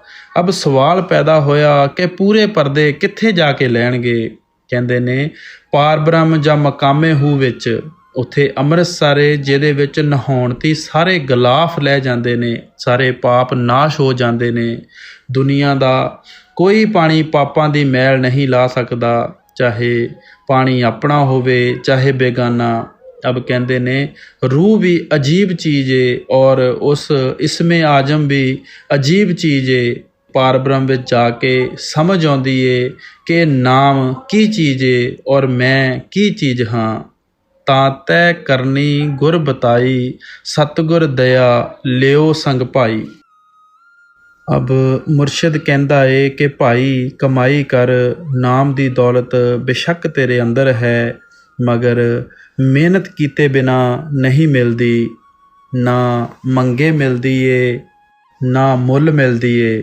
ਅਗਰ ਕੋਈ ਖਾਹਿਸ਼ ਰੱਖੇ ਕਿ ਡਾਕਟਰ ਕਹੇ ਕਿ ਡਾਕਟਰੀ ਸਿੱਖ, ਤਾਂ ਉਸਤਾਦ ਕਹੇ ਕਿ ਆ ਪੜ੍ਹ, ਤਾਂ ਇਉਂ ਨਹੀਂ, ਬਲਕਿ ਇਹਨੂੰ ਡਾਕਟਰ ਜਾਂ ਉਸਤਾਦ ਦੇ ਕੋਲ ਜਾ ਕੇ ਡਾਕਟਰੀ ਜਾਂ ਵਿੱਦਿਆ ਪੜ੍ਹਨੀ ਪਏਗੀ। ਫਿਰ ਜਿਹੜਾ ਬਿਨਾਂ ਪੜ੍ਹੇ ਮੰਗੇ ਉਹ ਖਾਲੀ ਆਇਆ ਅਤੇ ਖਾਲੀ ਚਲਾ ਗਿਆ। ਅਗਰ ਇਹ ਕਹੋ ਕਿ ਮੁਰਸ਼ਦ ਦੇਗਾ, ਇਉਂ ਵੀ ਨਹੀਂ, ਇਹ ਦਲਿੱਦਰ ਹੈ। ਦਲਿੱਦਰੀ ਨੂੰ ਕੋਈ ਨਹੀਂ ਦਿੰਦਾ, ਇਹ ਮਿਹਨਤ ਦੀ ਚੀਜ਼ ਏ। ਅਗਰ ਬੇਟੇ ਕਹਿਣ ਕਿ ਬਾਪ ਲਿਆਏਗਾ ਤਾਂ ਖਾਵਾਂਗੇ, ਇਹ ਦਲਿੱਦਰ ਨਹੀਂ ਤਾਂ ਹੋਰ ਕੀ ਏ। ਅਬ ਜਿਤਨੇ ਮਹਾਤਮਾ ਆਏ ਨੇ ਸਾਰਿਆਂ ਨੇ ਆਪਣੇ ਸਿੱਖਾਂ ਨੂੰ ਇਸ ਗੱਲ 'ਤੇ ਜ਼ੋਰ ਦਿੱਤਾ ਏ ਕਿ ਭਰਾਵਾ ਕਰਨੀ ਕਰ, ਲੇਕਿਨ ਇਸ ਖਿਆਲ ਨਾਲ ਨਾ ਕਰ ਕਿ ਮੈਂ ਕਰ ਰਿਹਾ ਹਾਂ। ਜੇਕਰ ਤੂੰ ਕਹੇਂਗਾ ਕਿ ਮੈਂ ਕਰ ਰਿਹਾ ਹਾਂ ਤਾਂ ਹੰਕਾਰ ਹੋ ਗਿਆ ਔਰ ਹੰਕਾਰੀ ਥੀ ਅੱਗੇ ਤਰੱਕੀ ਰੁਕ ਜਾਏਗੀ। ਇਹੋ ਕਬੀਰ ਸਾਹਿਬ ਕਹਿੰਦੇ ਨੇ ਕੀਆ ਕਰਾਇਆ ਸਭ ਗਿਆ, ਜਬ ਆਇਆ ਅਹੰਕਾਰ। ਬੇਸ਼ੁਮਾਰ ਰਿਖੀਆਂ ਮੁਨੀਆਂ ਨੇ ਮੈਂ ਕਰ ਰਿਹਾ ਹਾਂ ਦੇ ਖਿਆਲ ਨਾਲ ਕਮਾਈਆਂ ਕੀਤੀਆਂ, ਹੱਡੀਆਂ ਦਾ ਢੇਰ ਹੋ ਗਏ ਲੇਕਿਨ ਅੰਦਰ ਨਾ ਜਾ ਸਕੇ। ਆਖਿਰ ਮਨ ਨੇ ਧੋਖਾ ਦੇ ਦਿੱਤਾ। ਪੁਰਾਣ ਪੜ੍ਹ ਕੇ ਦੇਖ ਲਓ, ਮਨ ਨੇ ਕਿਹਨੂੰ ਧੋਖਾ ਨਹੀਂ ਦਿੱਤਾ। ਵਿਸ਼ਵਾਮਿੱਤਰ ਰਾਮਚੰਦਰ ਜੀ ਦਾ ਕਮਾਂਡਰ ਇਨ ਚੀਫ ਸੀ। ਮੇਨਕਾ ਪਰੀ ਨੇ ਸਵਰਗਾਂ ਥੀ ਆ ਕੇ ਸ਼ਕੁੰਤਲਾ ਪੈਦਾ ਕਰ ਦਿੱਤੀ, ਜਿਹਦਾ ਤਮਾਸ਼ਾ ਤੁਸੀਂ ਰੋਜ਼ ਸ਼ਹਿਰਾਂ ਵਿੱਚ ਦੇਖਦੇ ਹੋ। ਪਰਾਸ਼ਰ ਜੀ ਸਾਰੀ ਉਮਰ ਯੋਗ ਅਭਿਆਸ ਕਰਦੇ ਰਹੇ, ਪੂਰਨ ਜੋਗੀ ਹੋ ਕੇ ਘਰ ਨੂੰ ਆ ਰਹੇ ਸੀ ਕਿ ਰਸਤੇ ਵਿੱਚ ਮਛਵਾਰਿਆਂ ਦੀ ਲੜਕੀ 'ਤੇ ਮਾਰੇ ਗਏ। ਦੁਰਵਾਸਾ ਜੀ ਜਿਹਦਾ ਆਦਰ ਕ੍ਰਿਸ਼ਨ ਭਗਵਾਨ ਵੀ ਕਰਦੇ ਸਨ, ਸਵਰਗਾਂ ਵਿੱਚ ਗਏ। ਉਰਵਸ਼ੀ ਅਪਸਰਾ ਨੇ ਠੱਗ ਲਿਆ। ਜਿੰਨੇ ਰਿਸ਼ੀ ਮੁਨੀ ਮਹਾਤਮਾ ਬਗੈਰ ਪੂਰੇ ਗੁਰੂ ਦੇ ਅੰਦਰ ਗਏ, ਮਾਇਆ ਨੇ ਠੱਗ ਲਏ। ਇਸ ਵਾਸਤੇ ਸੰਤ ਕਹਿੰਦੇ ਨੇ ਭਰਾਵਾ ਕਰਨੀ ਕਰ, ਮਗਰ ਸਤਿਗੁਰਾਂ ਦੀ ਦਇਆ ਨੂੰ ਨਾਲ ਲੈ ਕੇ। ਜੇ ਇਕੱਲਾ ਜਾਏਗਾ ਤਾਂ ਮਾਰਿਆ ਜਾਏਗਾ। ਜੇਕਰ ਤੇਰੀ ਮਿਹਨਤ ਔਰ ਸਤਿਗੁਰੂ ਦੀ ਦਇਆ ਨਹੀਂ ਤਾਂ ਅੰਦਰ ਰਿੱਧੀਆਂ ਸਿੱਧੀਆਂ ਘੇਰ ਲੈਂਦੀਆਂ ਨੇ। ਸੋ ਅੰਦਰ ਸਤਿਗੁਰ ਦੀ ਦਇਆ ਔਰ ਸਿੱਖ ਦੀ ਮਿਹਨਤ ਦੋਵੇਂ ਚੱਲਦੇ ਨੇ। ਰਿਖੀ ਮੁਨੀ ਜ਼ਿਆਦਾ ਥੀ ਜ਼ਿਆਦਾ ਬ੍ਰਹਮ ਤੱਕ ਗਏ, ਅੱਗੇ ਨਹੀਂ ਗਏ। ਕੀ ਕਹਿੰਦਾ ਇਹ ਗ੍ਰੰਥ ਸਾਹਿਬ? ਬਿਨ ਗੁਰ ਦਾਤੇ ਕੋਈ ਨਾ ਪਾਏ, ਲੱਖ ਕੋਟੀ ਜੋ ਕਰਮ ਕਮਾਏ। ਫਿਰ ਕਿਹਾ ਏ ਜੇ ਸੋ ਚੰਦਾ ਉਗਵੈ, ਸੂਰਜ ਚੜ੍ਹੇ ਹਜ਼ਾਰ, ਏਤੇ ਚਾਨਣ ਹੁੰਦਿਆਂ ਗੁਰ ਬਿਨ ਘੋਰ ਅੰਧਾਰ। ਇੱਕ ਜਗ੍ਹਾ ਹੋਰ ਵੀ ਕਿਹਾ ਏ ਬਿਨ ਸਤਿਗੁਰ ਕਿੰਨੇ ਨਾ ਪਾਇਓ, ਬਿਨ ਸਤਿਗੁਰ ਕਿੰਨੇ ਨਾ ਪਾਇਆ। ਸਤਿਗੁਰ ਵਿੱਚ ਆਪ ਰੱਖਿਓਨ, ਕਰ ਪ੍ਰਗਟ ਆਖ ਸੁਣਾਇਆ। ਸਤਿਗੁਰ ਮਿਲੇ ਸਦਾ ਮੁਕਤ ਹੈ, ਜਿਨ ਵਿੱਚੋਂ ਮੋਹ ਚੁਕਾਇਆ। ਸਵਾਮੀ ਜੀ ਮਹਾਰਾਜ ਅਗਲੀ ਕੜੀ ਵਿੱਚ ਕੀ ਫਰਮਾਉਂਦੇ ਹਨ? ਮਿਹਰ ਦਇਆ ਕਰਨੀ ਕਰਵਾਈ, ਕਰਨੀ ਕਰ ਬਹੁ ਮਿਹਰ ਬੜਾਈ। ਅਬ ਮੁਰਸ਼ਦ ਦੀ ਮਿਹਰ ਔਰ ਇਹਦੀ ਕਰਨੀ ਦੋਵੇਂ ਮਿਲ ਕੇ ਤਰੱਕੀ ਕਰਦੇ ਨੇ। ਜਿਉਂ ਜਿਉਂ ਇਹ ਤਰੱਕੀ ਕਰੇਗਾ, ਇਹਦੀ ਰੂਹ ਨਿਰਮਲ ਹੁੰਦੀ ਜਾਏਗੀ, ਇਹਨੂੰ ਹੁਕਮ ਮੰਨਣ ਦੀ ਆਦਤ ਪੈ ਜਾਏਗੀ। ਸੋ ਤੁਸੀਂ ਜਿਉਂ-ਜਿਉਂ ਮਿਹਨਤ ਕਰੋਗੇ, ਅੰਦਰ ਪ੍ਰੇਮ ਔਰ ਪਿਆਰ ਆਏਗਾ, ਜਿਹੜਾ ਹੁਕਮ ਮੰਨਣ ਦੇ ਕਾਬਲ ਬਣਾ ਦੇਗਾ। ਅੱਗੇ ਕੀ ਫਰਮਾਉਂਦੇ ਹਨ? ਕਰਨੀ ਮਿਹਰ ਸੰਗ ਦੋ ਚਲਤੇ, ਤਬ ਫਲ ਪੂਰਾ ਚੜ੍ਹ ਚੜ੍ਹ ਲੇਤੇ। ਇਹਦੀ ਕਮਾਈ ਔਰ ਸਤਿਗੁਰਾਂ ਦੀ ਦਇਆ ਦੋ ਖੰਭ ਹਨ, ਜਿਨ੍ਹਾਂ ਨਾਲ ਉੱਡ ਕੇ ਇਹ ਰੂਹਾਨੀ ਮੰਜ਼ਲਾਂ 'ਤੇ ਜਾਂਦਾ ਏ। ਪੰਛੀ ਦੋ ਪਰਾਂ ਨਾਲ ਉੱਡਦਾ ਏ, ਇੱਕ ਨਾਲ ਨਹੀਂ। ਇਹ ਜਿਉਂ-ਜਿਉਂ ਕਮਾਈ ਕਰੇਗਾ, ਸਤਿਗੁਰ ਦੀ ਮਿਹਰ ਮਿਲੇਗੀ, ਤਿਉਂ-ਤਿਉਂ ਅੰਦਰ ਚੜ੍ਹਦਾ ਚਲੇ ਜਾਏਗਾ। ਇਹ ਕਾਇਦਾ ਹੈ ਸਾਰੇ ਜਹਾਨ ਵਾਸਤੇ। ਚਾਹੇ ਹਿੰਦੂ ਹੋ ਕੇ ਅੰਦਰ ਜਾਓ, ਮੁਸਲਮਾਨ ਈਸਾਈ ਹੋ ਕੇ ਅੰਦਰ ਜਾਓ, ਅੰਦਰ ਸਾਰਿਆਂ ਵਾਸਤੇ ਇੱਕੋ ਇੰਤਜ਼ਾਮ ਹੈ। ਅਸ ਸੰਜੋਗ ਮੌਜ ਸੇ ਹੁਈ, ਮੌਜ ਪਾਓ ਨਹੀਂ ਅਬ ਕੋਈ। ਹੁਣ ਇਹ ਦੌਲਤ ਮੁਰਸ਼ਦ ਦਾ ਮਿਲਣਾ, ਨਾਮ ਦਾ ਮਿਲਣਾ, ਕਮਾਈ ਕਰਨਾ ਬੜੇ ਉੱਚੇ ਭਾਗਾਂ ਦਾ ਨਤੀਜਾ ਹੈ। ਰੱਬ ਦੀ ਖਾਸ ਰਹਿਮਤ ਹੈ। ਜੇਕਰ ਰਹਿਮਤ ਨਾ ਕਰੇ ਤੇ ਨਾ ਮੁਰਸ਼ਦ ਮਿਲਦਾ ਏ, ਨਾ ਨਾਮ ਮਿਲਦਾ ਏ ਔਰ ਨਾ ਕਮਾਈ ਬਣ ਆਉਂਦੀ ਏ। ਬੇਸ਼ੁਮਾਰ ਮਜ਼ਹਬ ਨਾਮ ਥੀ ਖਾਲੀ ਪਏ ਹੋਏ ਨੇ। ਇਹੋ ਗੁਰੂ ਗ੍ਰੰਥ ਸਾਹਿਬ ਕਹਿੰਦੇ ਨੇ, ਧੁਰ ਕਰਮ ਪਾਇਆ ਤੁਧ ਜਿਨ ਕੋ, ਸੇ ਨਾਮ ਹਰਿ ਕੇ ਲਾਗੈ। ਕਹੇ ਨਾਨਕ ਤੈ ਸੁਖ ਹੋਵਾ, ਤਿਤ ਘਰ ਅਨਹਦ ਵਾਜੈ। ਜਿਹਨੂੰ ਧੁਰੋਂ ਮਾਲਕ ਲਿਖ ਦਿੰਦਾ ਏ, ਇਹਨੂੰ ਮੁਰਸ਼ਦ ਮਿਲਣਾ ਏ, ਇਹਨੂੰ ਨਾਮ ਮਿਲਣਾ ਏ, ਉਹਨੂੰ ਮੁਰਸ਼ਦ ਔਰ ਨਾਮ ਮਿਲਦਾ ਏ। ਜੇਕਰ ਉਹਦੀ ਰਹਿਮਤ ਨਾ ਹੋਵੇ, ਕੁਝ ਨਹੀਂ ਮਿਲਦਾ। ਇੱਕ ਜਗ੍ਹਾ ਹੋਰ ਕਿਹਾ ਏ ਦਾਤੀ ਸਾਹਿਬ ਸੰਧੀਆ ਕਿਆ ਚਲੈ ਤਿਸ ਨਾਲੈ। ਇੱਕ ਜਗੰਦੇ ਨਾ ਲਹਿਨ, ਇੱਕ ਨਾ ਸੁੱਤਿਆ ਦੇ ਉਠਾਲੈ। ਇੱਕ ਜਾਗਦੇ ਹਨ ਮਗਰ ਮੌਜ ਨਹੀਂ ਹੁੰਦੀ, ਔਰ ਇੱਕ ਨਾ ਸੁੱਤਿਆਂ ਨੂੰ ਜਗਾ ਕੇ ਦਾਤ ਦੇ ਦਿੰਦਾ ਏ। ਕਿਆ ਮਾਲਕ ਦੀ ਮੌਜ ਥੀ ਹੀ ਸਤਿਗੁਰ ਮਿਲਦਾ ਏ, ਮੌਜ ਥੀ ਹੀ ਕਮਾਈ ਹੁੰਦੀ ਏ, ਮੌਜ ਨਾਲ ਹੀ ਪਰਦਾ ਖੁੱਲ੍ਹਦਾ ਏ ਔਰ ਮਾਲਕ ਦੇ ਦਰਸ਼ਨ ਹੁੰਦੇ ਨੇ। ਅਬ ਕਹਿੰਦੇ ਨੇ ਜਿਹਦੇ ਮੌਜ ਨਹੀਂ ਜਾਂ ਜਿਹਦੇ ਨਸੀਬਾਂ ਵਿੱਚ ਰੱਬ ਨੇ ਲਿਖਿਆ ਹੀ ਨਹੀਂ, ਉਹਦੇ ਵਾਸਤੇ ਵੀ ਕੋਈ ਉਪਾਅ ਹੈ ਜਿਹਦੇ ਨਾਲ ਐਸਾ ਸੰਜੋਗ ਹੋ ਜਾਏ। ਪਚ ਪਚ ਥਕ ਥਕ ਸਭ ਹੀ ਹਾਰੇ, ਮੌਜ ਬਿਨਾ ਕਿਆ ਕਰੇ ਵਿਚਾਰੇ। ਸਾਰੀਆਂ ਕੌਮਾਂ, ਸਾਰੇ ਮਜ਼ਹਬ ਥੱਕ ਥੱਕ ਕੇ ਹਾਰ ਗਏ, ਕਿਉਂਕਿ ਰੱਬ ਦੀ ਮੌਜ ਹੀ ਨਹੀਂ ਸੀ, ਉਹਦੀ ਰਜ਼ਾ ਨਹੀਂ ਸੀ, ਹੁਕਮ ਨਹੀਂ ਸੀ। ਹੁਣ ਉਹਨਾਂ ਨੂੰ ਦੇਵੇ ਕੌਣ ਤੇ ਲੈਣ ਕੌਣ? ਕਹਿੰਦੇ ਨੇ ਜੇਕਰ ਨਸੀਬਾਂ ਵਿੱਚ ਨਾ ਹੋਵੇ ਤਾਂ ਉਹਦਾ ਕੋਈ ਇਲਾਜ ਵੀ ਹੈ? ਫਿਰ ਆਪ ਹੀ ਜਵਾਬ ਦਿੰਦੇ ਨੇ ਕਿ ਹਾਂ, ਇੱਕ ਇਲਾਜ ਹੈ। ਉਹ ਅੱਗੇ ਦੱਸਦੇ ਨੇ, ਕਿਆ ਜਿਹਨੂੰ ਰੱਬ ਨਾ ਦੇਵੇ ਉਹਨੂੰ ਕੌਣ ਦੇਵੇ? ਏਕ ਉਪਾਓ ਕੁਛ ਮਨ ਮੇਂ ਆਇਆ, ਪਰ ਥੋੜਾ ਸਾ ਚਿੱਤ ਸਮਾਇਆ। ਅਬ ਸਵਾਮੀ ਜੀ ਮਹਾਰਾਜ ਫਰਮਾਉਂਦੇ ਨੇ ਕਿ ਇੱਕ ਉਪਾਅ ਹੈ, ਜੇਕਰ ਬਣ ਸਕੇ ਤਾਂ ਅੱਗੇ ਕਹਿੰਦੇ ਨੇ ਜਬ ਜਬ ਸੰਤ ਜਗਤ ਮੇਂ ਆਵੇ, ਢੂੰਡ ਭਾਲ ਉਨਕੈ ਢਿੰਗ ਜਾਵੇ। ਸੰਤ ਹਮੇਸ਼ਾ ਔਰ ਹਰ ਯੁੱਗ ਵਿੱਚ ਦੁਨੀਆ ਵਿੱਚ ਆਏ ਹਨ ਔਰ ਆਉਣਗੇ ਵੀ। ਸੰਤਾਂ ਦੀ ਦੁਨੀਆ ਕਦੇ ਖਾਲੀ ਨਹੀਂ ਹੋਈ। तुलसी साहब कहते हैं, अग्नि लगी आकाश में, जल जल गिरे अंगार, संत ना होते जगत में, जल मरता संसार। गुरु नानक साहब भी कहते ने, जुग जुग संत भले प्रभ तेरे, हर गुण गावे रसन रसेरे। कहते ने आदमी का फर्ज है कि जद जद संत दुनिया विच आउण, ढूंढ के उन्हां दे कोल जाए। जाए करें नित सेवा दर्शन, हाजर रहें गिर उन चरणन। कहते ने उन्हां दी सेवा करे, दर्शन करे, सत्संग सुने और उन्हां दे चरनां विच हाजर रहे। भाई बलवंत सिंह जी, हजूर उन्हां दा धुर करम बन गया? महाराज जी, नहीं, अजे नहीं बनिया, अगां जाके बनेगा, अगे मजबून साफ हो जाएगा। नित हाजरी उनकी करते, मन से दीन लीन होए रहते। कहते ने ਇਹੋ ਜਿਹੀ ਹਾਜ਼ਰੀ ਨਾ ਹੋਵੇ ਕਿ 2 ਘੰਟੇ ਸੰਤਾਂ ਕੋਲ ਬੈਠਾ ਲੇਕਿਨ ਮਨ ਬਾਹਰ ਦੌੜਦਾ ਰਿਹਾ, ਖਿਆਲ ਸ਼ੁੱਧ ਨਾ ਹੋਏ, ਧੋਤੀ ਝਾੜ ਕੇ ਚਲਾ ਆਇਆ, ਬਲਕਿ ਉਹਨਾਂ ਦੇ ਚਰਨਾਂ ਨੂੰ ਪਿਆਰ ਔਰ ਪ੍ਰੇਮ ਨਾਲ ਪਕੜੇ ਔਰ ਜੋ ਕੁਝ ਸੇਵਾ ਵਗੈਰਾ ਕਰੇ ਜਾਂ ਸਤਸੰਗ ਦੇ ਬਚਨ ਸੁਣੇ, प्यार प्रेम और निमरता नाल। पर यह बात बड़ी अत चीनी, संत करावें निंदा अपनी। कहते ने इत्थे आण के उन्हां लोकां नूं एक रुकावट पैंदी है, क्योंकि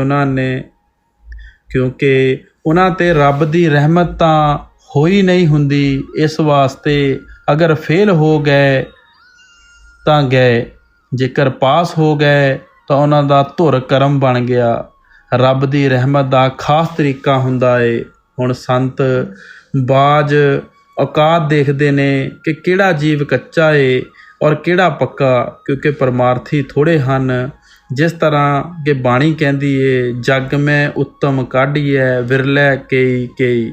जिस तरह प्यो बेटे नूं अजमाए बिना दौलत नहीं दिंदा, इसी तरह जे जरा भी मैल है तो मालक अंदर नहीं वड़न दिंदा।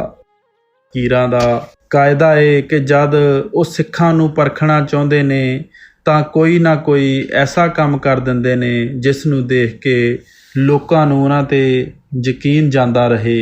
एक दफ़ा दा जिक्र है, गुरु नानक साहिब किते जा रहे सन, एक जगह एक मुर्दा पिया होया सी। कहण लगे, इनू कोई खाएगा? हुण मुर्दे नूं कौन खाए? जिहड़ा नाल लग जाए वो नहाउंदा है। दूसरी बार फिर पुछया, कोई मुर्दा खांदा है? सारे चुप। तीसरी बार फिर पुछया, कोई मुर्दा खांदा है? फिर गुरु अंगद साहब निकले, जिन्हां ने कहा, मैं खांदा हाँ। एक पास होया। इस तरह गुरु गोबिंद सिंह दे पास जद के 50,000 सिख मौजूद सन, 5 बकरे अंदर तंबू विच लिया के बन दिते, हथ विच नंगी तलवार लैके खड़े हो गए और कहा कि कोई सिर देण नूं तैयार है? सानू एक सिर चाहिदा है। कोई नहीं। फिर कहा कि कोई सिर दिंदा है? कोई नहीं। फिर कहा कोई सिर दिंदा है? तां एक सिख निकलिया। उसने कहा कि मैं सिर देण नूं तैयार हाँ। गुरु साहिब ने ਉਹਨੂੰ ਅੰਦਰ ਲੈ ਜਾ ਕੇ ਬਿਠਾ ਦਿੱਤਾ ਔਰ ਬੱਕਰੇ ਨੂੰ ਫੜ ਕੇ ਤਲਵਾਰ ਜੋ ਮਾਰੀ, ਲਹੂ ਦੀ ਧਾਰ ਬਾਹਰ ਆ ਗਈ। ਬੱਕਰਾ ਮਰ ਗਿਆ। ਭਰੀ ਹੋਈ ਤਲਵਾਰ ਬਾਹਰ ਲਿਆ ਕੇ ਫਿਰ ਕਿਹਾ, ਕੋਈ ਸਿਰ ਦਿੰਦਾ ਏ? ਫਿਰ ਇੱਕ ਨਿਕਲਿਆ। ਇਸ ਤਰ੍ਹਾਂ ਸਿਰਫ 5 ਸਿੱਖ ਨਿਕਲੇ 5000 ਵਿੱਚੋਂ, ਜਿਨ੍ਹਾਂ ਨੇ ਗੁਰੂ ਨੂੰ ਸਿਰ ਦੇਣਾ ਮਨਜ਼ੂਰ ਕੀਤਾ। ਗੁਰੂ ਸਾਹਿਬ ਨੇ ਸਿੱਖਾਂ ਨੂੰ ਮਾਰਨਾ ਕਿਉਂ ਸੀ? ਸਿਰਫ ਅਜਮਾਉਣਾ ਸੀ। ਜਿਹੜੇ 5 ਸਿੱਖ ਪਾਸ ਹੋਏ, ਗੁਰੂ ਸਾਹਿਬ ਨੇ ਉਹਨਾਂ ਨੂੰ ਮੁਕੰਮਲ ਤਵੱਜੋ ਦਿੱਤੀ ਔਰ ਭਰਪੂਰ ਕਰ ਦਿੱਤਾ। ਜਦ ਉਹਨਾਂ ਨੂੰ ਜ਼ਿੰਦਾ ਬਾਹਰ ਲੈ ਆਏ ਤਾਂ ਬਾਕੀ ਦੇ ਵੀ ਅੱਗੇ ਕਹਿਣ ਲੱਗੇ ਕਿ ਮੈਂ ਨਾ ਗਿਆ, ਫਲਾਣਾ ਨਾ ਗਿਆ, ਸਾਨੂੰ ਪਤਾ ਹੁੰਦਾ ਅਸੀਂ ਵੀ ਜਾਂਦੇ, ਮਗਰ ਹੁਣ ਕੀ ਹੋ ਸਕਦਾ ਸੀ। ਇਸ ਤਰ੍ਹਾਂ ਜਦ ਗੋਪੀ ਚੰਦ ਔਰ ਭਰਥਰੀ ਰਾਜੇ ਰਾਜ ਨੂੰ ਛੱਡ ਕੇ ਜੋਗੀ ਹੋ ਗਏ ਤਾਂ ਲੋਕਾਂ ਵਿੱਚ ਧੁੰਮ ਪੈ ਗਈ ਕਿ ਬੜੇ ਮਹਾਤਮਾ ਨੇ ਜਿਹੜੇ ਰਾਜ ਨੂੰ ਛੱਡ ਕੇ ਜੋਗੀ ਹੋਏ ਨੇ। ਲੋਕ ਪਿੱਛੇ ਲੱਗ ਗਏ। ਉਹਨਾਂ ਨੇ ਸਲਾਹ ਕੀਤੀ ਕਿ ਇਹਨਾਂ ਲੋਕਾਂ ਨੂੰ ਕਿਵੇਂ ਪਿਛਾਂਹ ਹਟਾਈਏ। ਆਬਾਦੀ ਛੱਡ ਦਿੱਤੀ, ਜੰਗਲਾਂ ਵਿੱਚ ਰਹਿਣਾ ਸ਼ੁਰੂ ਕਰ ਦਿੱਤਾ। ਮਹਾਤਮਾ ਨੂੰ ਰੋਟੀ ਦੀ ਜ਼ਰੂਰਤ ਪੈਂਦੀ ਏ ਔਰ ਰੋਟੀ ਵਾਸਤੇ ਉਹ ਕੁਝ ਨਾ ਕੁਝ ਤਰੱਦ ਵੀ ਕਰਦੇ ਨੇ। ਸੋ ਉਹ ਘੁਮਿਆਰ ਦੇ ਘਰ ਜਾ ਰਹੇ, ਉਹਦਾ ਕੰਮ ਕਾਜ ਕਰ ਛੱਡਣਾ, ਉਹਦੇ ਬਦਲੇ ਰੋਟੀ ਖਾ ਲੈਣੀ ਔਰ ਰਾਤ ਨੂੰ ਖੂਬ ਭਜਨ ਸਿਮਰਨ ਕਰਨਾ। ਕਾਇਦਾ ਏ ਕਿ ਗਰੀਬੀ ਦੇ ਮਹਿਮਾਨ ਨੂੰ ਕੋਈ ਨਹੀਂ ਪੁੱਛਦਾ। ਕੁਝ ਦਿਨ ਇਸ ਤਰ੍ਹਾਂ ਅਮਨ ਚੈਨ ਨਾਲ ਗੁਜ਼ਰ ਗਏ, ਮਗਰ ਜਿੱਥੇ ਅੱਤਰ ਦੀ ਪਟਾਰੀ ਹੁੰਦੀ ਏ ਉਹਨੂੰ ਹਜ਼ਾਰ ਬੰਦ ਕਰਕੇ ਰੱਖੋ, ਕਦੀ ਨਾ ਕਦੀ ਢੱਕਣਾ ਖੁੱਲ੍ਹਾ ਰਹਿ ਜਾਣ ਕਰਕੇ ਖੁਸ਼ਬੂ ਨਿਕਲ ਹੀ ਜਾਂਦੀ ਏ। ਪਹਿਲੇ ਪੜੋਸੀਆਂ ਨੂੰ ਪਤਾ ਲੱਗਾ ਕਿ ਇਸ ਘੁਮਿਆਰ ਦੇ ਘਰ 2 ਮਹਾਤਮਾ ਰਹਿੰਦੇ ਨੇ। ਫਿਰ ਗਲੀ ਵਾਲਿਆਂ ਨੂੰ ਪਤਾ ਲੱਗਾ, ਫਿਰ ਮੁਹੱਲੇ ਵਾਲਿਆਂ ਨੂੰ। ਹੁੰਦੇ ਹੁੰਦੇ ਸਾਰੇ ਸ਼ਹਿਰ ਵਿੱਚ ਖਬਰ ਫੈਲ ਗਈ। ਜਦ ਰਾਜੇ ਦੇ ਮਹਿਲਾਂ ਵਿੱਚ ਖਬਰ ਪਹੁੰਚੀ ਕਿ ਇਸ ਸ਼ਹਿਰ ਵਿੱਚ ਇੱਕ ਘੁਮਿਆਰ ਦੇ ਘਰ 2 ਮਹਾਤਮਾ ਰਹਿੰਦੇ ਨੇ, ਤੇ ਰਾਜੇ ਨੇ ਕਿਹਾ ਕਿ ਚਲੋ ਦੇਖੀਏ। ਜਦ ਰਾਜਾ ਤੁਰਿਆ ਤਾਂ ਵਜ਼ੀਰ ਅਮੀਰ ਨਾਲ ਤੁਰੇ, ਨਾਲ ਅਹਿਲਕਾਰ ਤੁਰੇ। ਉਹਨਾਂ ਨੂੰ ਦੇਖ ਕੇ ਨਾਲ ਹੋਰ ਲੋਕ ਵੀ ਤੁਰ ਪਏ। ਗੋਇਆ ਸ਼ਹਿਰ ਦਾ ਸ਼ਹਿਰ ਚੱਲ ਪਿਆ। ਜਦ ਘੁਮਿਆਰ ਦੇ ਘਰ ਦੇ ਨਜ਼ਦੀਕ ਪਹੁੰਚੇ ਤਾਂ ਉਹਨਾਂ ਮਹਾਤਮਾ ਨੇ ਪੁੱਛਿਆ ਕਿ ਰੌਲਾ ਕਾਹਦਾ ਏ, ਕੀ ਅੱਜ ਕੋਈ ਮੇਲਾ ਏ?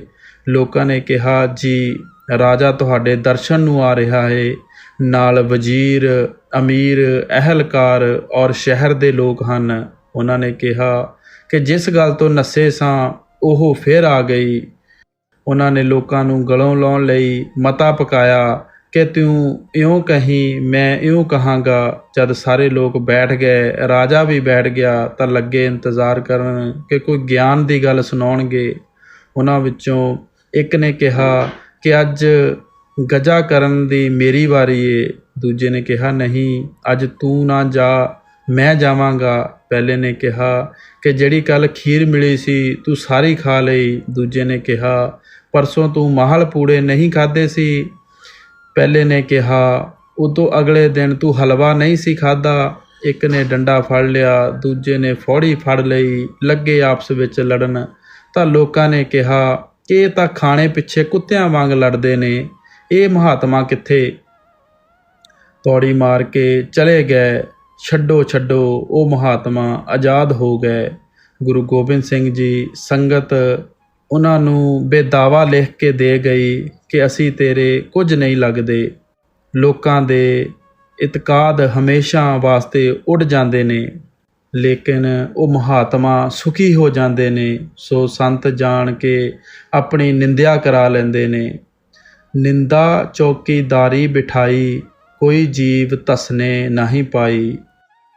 ਸੰਤਾਂ ਦੀ ਨਿੰਦਿਆ ਉਹਨਾਂ ਦੀ ਚੌਕੀਦਾਰੀ ਦਾ ਕੰਮ ਕਰਦੀ ਏ। ਨਿਕੰਮੇ ਨਿਕੰਮੇ ਜੀਵ ਹਟ ਜਾਂਦੇ ਨੇ, ਪ੍ਰੇਮੀ ਪ੍ਰੇਮੀ ਰਹਿ ਜਾਂਦੇ ਨੇ। ਜ਼ਿਕਰ ਏ ਨਿਜ਼ਾਮੂਦੀਨ ਔਲੀਆ ਦੇ 22 ਸ਼ਾਗਿਰਦ ਸਨ। ਹਰ ਇੱਕ ਚਾਹੁੰਦਾ ਸੀ ਕਿ ਗੱਦੀ ਉਹਨੂੰ ਮਿਲੇ। ਉਹਨਾਂ ਨੇ ਪਰਖਣਾ ਚਾਹਿਆ। ਕਹਿਣ ਲੱਗੇ ਆਓ ਅੱਜ ਸ਼ਹਿਰ ਦੀ ਸੈਰ ਨੂੰ ਚੱਲੀਏ। ਜਿਨ੍ਹਾਂ ਨੇ ਦੇਖਿਆ ਲੱਗੇ ਦਲੀਲਾਂ ਕਰਨ ਕਿ ਅੱਜ ਪੀਰ ਵੀ ਬਾਜ਼ਾਰ ਵਿੱਚ ਫਿਰਦਾ ਏ ਔਰ ਮਰੀਦ ਵੀ। 1-2 ਬਾਜ਼ਾਰ ਲੰਘ ਕੇ ਵੇਸਵਾ ਦੇ ਬਾਜ਼ਾਰ ਵਿੱਚ ਚਲੇ ਗਏ। ਲੋਕਾਂ ਨੇ ਕਿਹਾ ਕਿ ਅੱਜ ਪੀਰ ਮਰੀਦਾਂ ਸਮੇਤ ਕਿਹੜੇ ਬਾਜ਼ਾਰ ਵਿੱਚ ਫਿਰ ਰਿਹਾ ਏ। ਆਪ ਇੱਕ ਵੇਸਵਾ ਦੇ ਦਰਵਾਜ਼ੇ 'ਤੇ ਖੜ੍ਹੇ ਹੋ ਗਏ ਔਰ ਕਿਹਾ ਕਿ ਤੁਸੀਂ ਇੱਥੇ ਖੜ੍ਹੇ ਰਹੋ, ਜਾਏ ਕੋਈ ਨਾ, ਮੈਨੂੰ ਉੱਪਰ ਕੰਮ ਏ, ਮੈਂ ਕਰ ਲਵਾਂ। ਇਹ ਕਹਿ ਕੇ ਵੇਸਵਾ ਦੇ ਚੁਬਾਰੇ 'ਤੇ ਚੜ੍ਹ ਗਏ।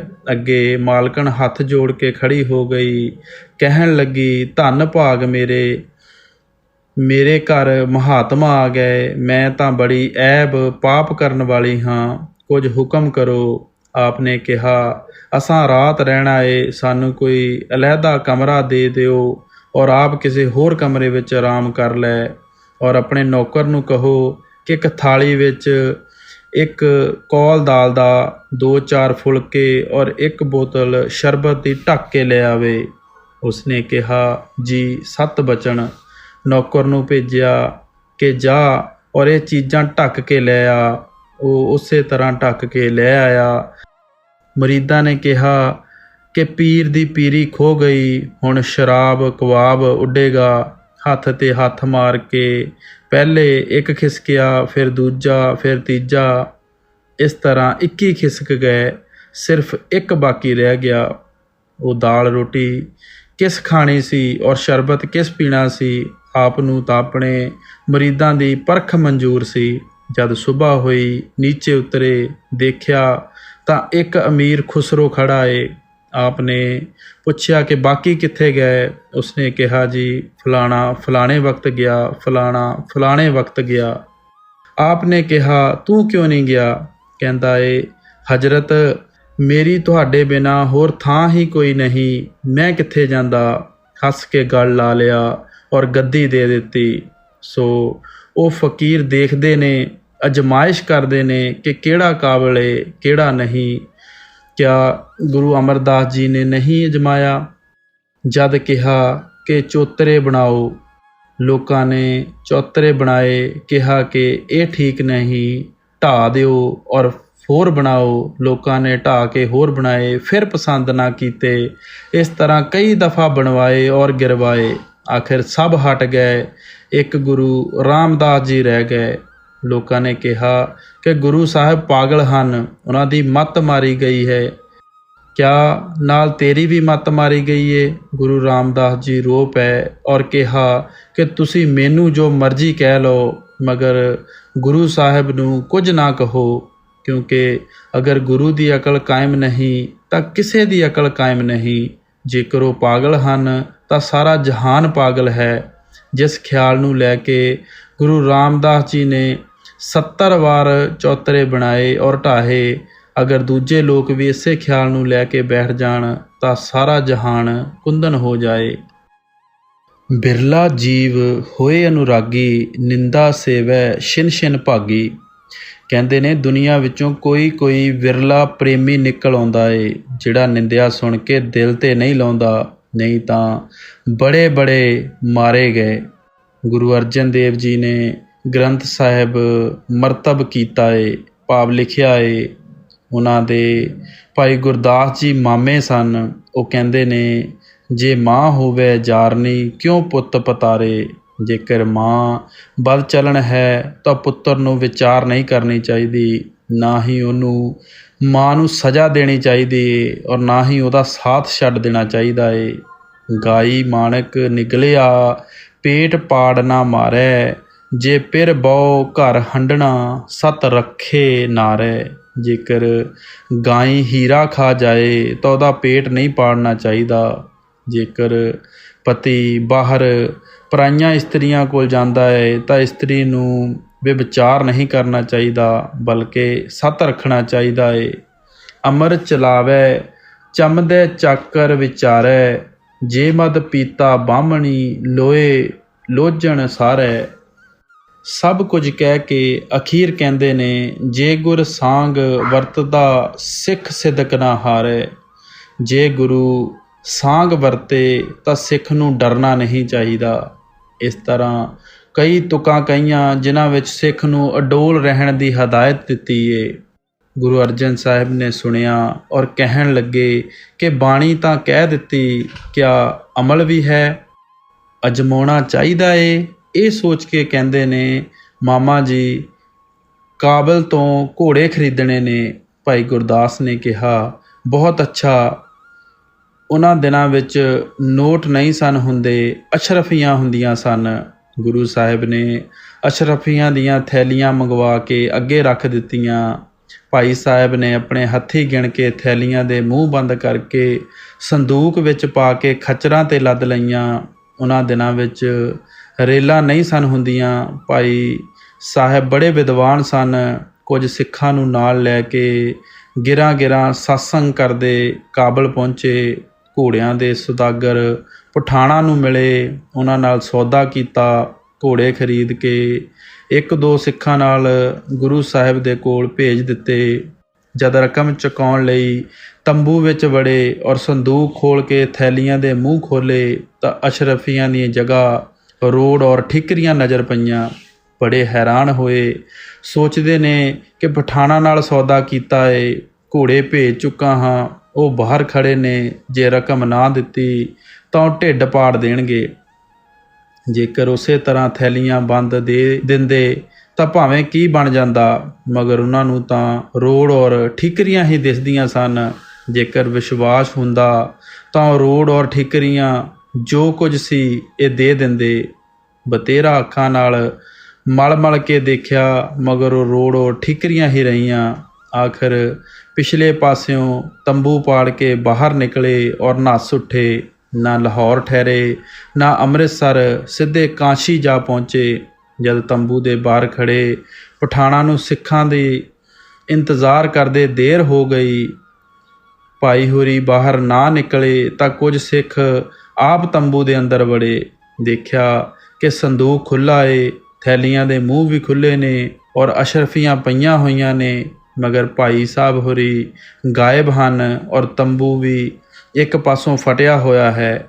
ਉਹਨਾਂ ਨੇ ਪਠਾਣਾਂ ਨੂੰ ਅਸ਼ਰਫੀਆਂ ਦੇ ਕੇ ਹਿਸਾਬ ਚੁਕਾ ਦਿੱਤਾ ਔਰ ਗੁਰੂ ਸਾਹਿਬ ਦੇ ਪਾਸ ਵਾਪਸ ਆ ਕੇ ਸਾਰੀ ਗੱਲ ਸੁਣਾ ਦਿੱਤੀ। ਹੁਣ ਮਹਾਤਮਾ ਨੇ ਚੋਰੀਆਂ ਤਾਂ ਨਹੀਂ ਕਰਨੀਆਂ, ਸੋ ਭਾਈ ਗੁਰਦਾਸ ਜੀ ਨੇ ਕਾਸ਼ੀ ਵਿੱਚ ਜਾ ਕੇ ਸਤਸੰਗ ਕਰਨਾ ਸ਼ੁਰੂ ਕਰ ਦਿੱਤਾ। ਜਦ ਲੋਕਾਂ ਨੇ ਸਤਸੰਗ ਸੁਣਿਆ ਤਾਂ ਕਹਿਣ ਲੱਗੇ ਕਿ ਬੜੇ ਮਹਾਤਮਾ ਨੇ। ਹੁੰਦੇ ਹੁੰਦੇ ਕਾਸ਼ੀ ਦਾ ਰਾਜਾ ਵੀ ਸਤਸੰਗ ਵਿੱਚ ਆਉਣ ਲੱਗ ਪਿਆ ਔਰ ਥੋੜ੍ਹੇ ਅਰਸੇ ਵਿੱਚ ਹੀ ਭਾਈ ਹੋਰਾਂ ਦਾ ਸ਼ਰਧਾਲੂ ਹੋ ਗਿਆ। ਇੱਧਰ ਗੁਰੂ ਸਾਹਿਬ ਨੇ ਕਾਸ਼ੀ ਦੇ ਰਾਜੇ ਨੂੰ ਚਿੱਠੀ ਲਿਖੀ ਕਿ ਤੁਹਾਡੀ ਸਭਾ ਵਿੱਚ ਸਾਡਾ ਚੋਰ ਹੈ, ਉਹਦੀਆਂ ਮੁਸ਼ਕਾਂ ਬੰਨ੍ਹ ਕੇ ਸਾਡੇ ਪਾਸ ਭਿਜਵਾ ਦਿਓ। ਚੋਰ ਨੂੰ ਢੂੰਡਣ ਦੀ ਲੋੜ ਨਹੀਂ, ਸਿਰਫ ਸਤਸੰਗ ਵਿੱਚ ਚਿੱਠੀ ਪੜ੍ਹ ਕੇ ਸੁਣਾ ਦੇਣੀ। ਜਿਹੜਾ ਚੋਰ ਹੋਵੇਗਾ ਆਪੇ ਬੋਲ ਪਵੇਗਾ। ਹੁਣ ਭਰਿਆ ਹੋਇਆ ਮਜਮਾ, ਬਹੁਤ ਸਾਰੀ ਸੰਗਤ ਬੈਠੀ ਹੋਈ ਏ। ਭਾਈ ਹੋਰੀ ਸਤਸੰਗ ਕਰ ਰਹੇ ਨੇ। ਰਾਜੇ ਨੇ ਚਿੱਠੀ ਪੜ੍ਹ ਕੇ ਸੁਣਾ ਦਿੱਤੀ ਕਿ ਸਾਡੀ ਸਭਾ ਵਿੱਚ ਗੁਰੂ ਅਰਜਨ ਸਾਹਿਬ ਦਾ ਚੋਰ ਹੈ, ਉਹ ਆਪੇ ਬੋਲ ਪਵੇ। ਆਪ ਭਾਈ ਹੋਰੀ ਉੱਠ ਕੇ ਬੋਲ ਪਏ ਕਿ ਮੈਂ ਗੁਰੂ ਸਾਹਿਬ ਦਾ ਚੋਰ ਹਾਂ। ਸਤਸੰਗ ਵਿੱਚ ਸੰਨਾਟਾ ਛਾ ਗਿਆ। ਲੋਕ ਕਹਿਣ ਕਿ ਤੁਸੀਂ ਚੋਰ ਨਹੀਂ, ਤੁਸੀਂ ਤਾਂ ਬੜੇ ਮਹਾਤਮਾ ਹੋ, ਚੋਰ ਕੋਈ ਹੋਰ ਹੋਵੇਗਾ। ਹੁਣ ਮੁਸ਼ਕਾਂ ਕੌਣ ਬੰਨੇ? ਸਾਰੇ ਮੰਨਦੇ ਸਨ। ਅਖੀਰ ਆਪਣੀ ਪਗੜੀ ਨਾਲ ਆਪ ਆਪਣੀਆਂ ਮੁਸ਼ਕਾਂ ਬੰਨੀਆਂ। ਕਿੱਥੇ ਕਾਸ਼ੀ ਔਰ ਕਿੱਥੇ ਅੰਮ੍ਰਿਤਸਰ। ਇਸ ਹਾਲਤ ਵਿੱਚ ਅੰਮ੍ਰਿਤਸਰ ਆਏ। ਇਹਦਾ ਨਾਮ ਪ੍ਰੇਮ ਹੈ। ਤਾਂ ਗੁਰੂ ਸਾਹਿਬ ਨੇ ਕਿਹਾ ਕਿ ਮਾਮਾ ਜੀ ਮੁੜ ਕੇ ਉਹ ਵਾਰ ਸੁਣਾਓ। ਹੁਣ ਵਾਰ ਕੌਣ ਸੁਣਾਏ? ਤਜਰਬਾ ਹੋ ਚੁੱਕਾ ਸੀ। ਢਹਿ ਕੇ ਪੈਰੀਂ ਪੈ ਗਏ ਔਰ ਇਹ ਵਾਰ ਆਖੀ, ਜੇ ਮਾਓ ਪੁੱਤੇ ਵਿਸਦੇ ਤਿਸਦੇ ਕਿਸ ਪਿਆਰਾ, ਜੇ ਘਰ ਭੁੰਨੇ ਪहरू ਕੌਣ ਰੱਖਣ ਹਾਰਾ, ਆਗੂ ਲੈ ਉਜੜੈ ਪਵੇ ਕਿਸ ਕਰੇ ਪੁਕਾਰਾ, ਜੇਕਰ ਖੇਤੇ ਖਾਏ ਵਾੜ ਕੋ ਲਹੇ ਨਾ ਸਾਰਾ, ਬੇੜੀ ਡੋਬੈ ਪਾਤਣੀ ਕਿਉਂ ਪਾਰੈ ਉਤਾਰਾ, ਜੇ ਗੁਰ ਭਰਮਾਏ ਸਾਂਗ ਕਰੇ ਕਿਆ ਸਿੱਖ ਵਿਚਾਰਾ। ਜੇਕਰ ਮਾਂ ਪੁੱਤਰ ਨੂੰ ਜ਼ਹਿਰ ਦੇਵੇ ਤਾਂ ਉਹਨੂੰ ਕੌਣ ਬਚਾ ਸਕਦਾ ਏ? ਜੇਕਰ ਪਹਿਰੇਦਾਰ ਘਰ ਭੰਨੇ ਤਾਂ ਸੰਭਾਲ ਕੌਣ ਸਕਦਾ ਏ? ਜੇਕਰ ਰਾਹ ਦੱਸਣ ਵਾਲਾ ਭੁੱਲ ਜਾਏ ਤਾਂ ਜਾਣ ਬੁੱਝ ਕੇ ਉਲਟੇ ਰਾਹੇ ਪੈ ਜਾਏ ਤਾਂ ਪਿੱਛੇ ਲੱਗਣ ਵਾਲੇ ਕਿਹਦੇ ਅੱਗੇ ਫਰਿਆਦ ਕਰਨ? ਜੇਕਰ ਵਾੜ ਹੀ ਖੇਤ ਨੂੰ ਖਾਣਾ ਸ਼ੁਰੂ ਕਰ ਦੇਵੇ ਤਾਂ ਖੇਤ ਦੀ ਸਾਰ ਕੌਣ ਲਏਗਾ? ਇਸੇ ਤਰ੍ਹਾਂ ਗੁਰੂ ਸਾਂਗ ਵਰਤਾ ਕੇ ਸਿੱਖ ਨੂੰ ਭਰਮਾ ਦੇ ਤਾਂ ਸਿੱਖ ਦੀ ਕੀ ਤਾਕਤ ਏ ਕਿ ਸਾਬਤ ਕਦਮ ਰਹੇ। ਮਤਲਬ ਤਾਂ ਇਹ ਹੈ ਕਿ ਜਦ ਭੁਚਾਲ ਆਉਂਦਾ ਏ ਤਾਂ ਬੜੇ ਬੜੇ ਪਹਾੜ ਹਿੱਲ ਜਾਂਦੇ ਨੇ, ਦਰਖਤ ਹਿਲਦੇ ਨੇ, ਮਕਾਨ ਹਿਲਦੇ ਨੇ। ਜੇਕਰ ਮਲਾਹ ਹੀ ਬੇੜੀ ਡੋਬ ਦੇਵੇ ਤਾਂ ਕੌਣ ਬਚਾ ਸਕਦਾ ਏ? ਸੋ ਜੇਕਰ ਗੁਰੂ ਸਾਂਗ ਵਰਤੇ ਤਾਂ ਗੁਰੂ ਹੀ ਸਿੱਖ ਨੂੰ ਸਾਬਤ ਕਦਮ ਰੱਖ ਸਕਦਾ ਏ, ਹੋਰ ਕੋਈ ਨਹੀਂ। ਨਿੰਦਾ ਸੁਨ ਸੁਨ ਚਿਤ ਨਹੀਂ ਧਾਰੇ, ਸੰਤਨ ਕੀਜੈ ਜੁਗਤ ਵਿਚਾਰੇ। ਕਹਿੰਦੇ ਨੇ ਕੋਈ ਵਿਰਲੇ ਵਿਰਲੇ ਜੀਵ ਨੇ ਜਿਹੜੇ ਗੁਰੂ ਦੀ ਨਿੰਦਿਆ ਨਹੀਂ ਸੁਣਦੇ, ਦਿਲ ਵਿੱਚ ਨਹੀਂ ਲਿਆਉਂਦੇ, ਬਰਖਲਾਫ ਇਸ ਦੇ ਉਹ ਭ੍ਰਿਸ਼ਟ ਤੇ ਭ੍ਰਿਸ਼ਟ ਜੀਵ ਨੇ ਜਿਹੜੇ ਗੁਰੂ ਦੀ ਨਿੰਦਿਆ ਸੁਣਦੇ ਨੇ, ਦਿਲ ਵਿੱਚ ਲਿਆਉਂਦੇ ਨੇ। ਸਿੱਖ ਨੂੰ ਚਾਹੀਦਾ ਏ ਕਿ ਸ਼ੇਰ ਦੇ ਸਾਹਮਣੇ ਚਲਾ ਜਾਏ, ਹੋਰ ਜਾਨ ਜੋਖਮਾਂ ਵਿੱਚ ਪਾ ਦੇ, ਮਗਰ ਨਿੰਦਿਆ ਨਾ ਸੁਣੇ। ਇਸ ਵਾਸਤੇ ਕਹਿੰਦੇ ਨੇ ਗੁਰ ਸਿੱਖੀ ਆਸਾਨ ਨਹੀਂ ਬਲਕਿ ਬੜੀ ਔਖੀ ਏ। ਜਿਹੜਾ ਪ੍ਰੇਮੀ ਏ ਦੁਨੀਆ ਨਿੰਦਿਆ ਕਰਦੀ ਏ ਉਹ ਦਿਲ 'ਤੇ ਨਹੀਂ ਲਾਉਂਦਾ, ਆਪਣੇ ਦਿਲ ਨੂੰ ਗਿਰਾਉਂਦਾ ਨਹੀਂ। ਇਹ ਕਹਿੰਦਾ ਏ ਗੁਰੂ ਸੱਚਾ ਏ, ਉਹਦੇ ਦਿਲ 'ਤੇ ਨਿੰਦਿਆ ਦਾ ਅਸਰ ਨਹੀਂ ਹੁੰਦਾ। ਜਸ ਜਾਣੈ ਤਸ ਮਨ ਸਮਝਾਵੈ, ਸੰਤਨ ਸਨਮੁਖ ਜਿਉਂ ਤਿਉਂ ਆਵੈ।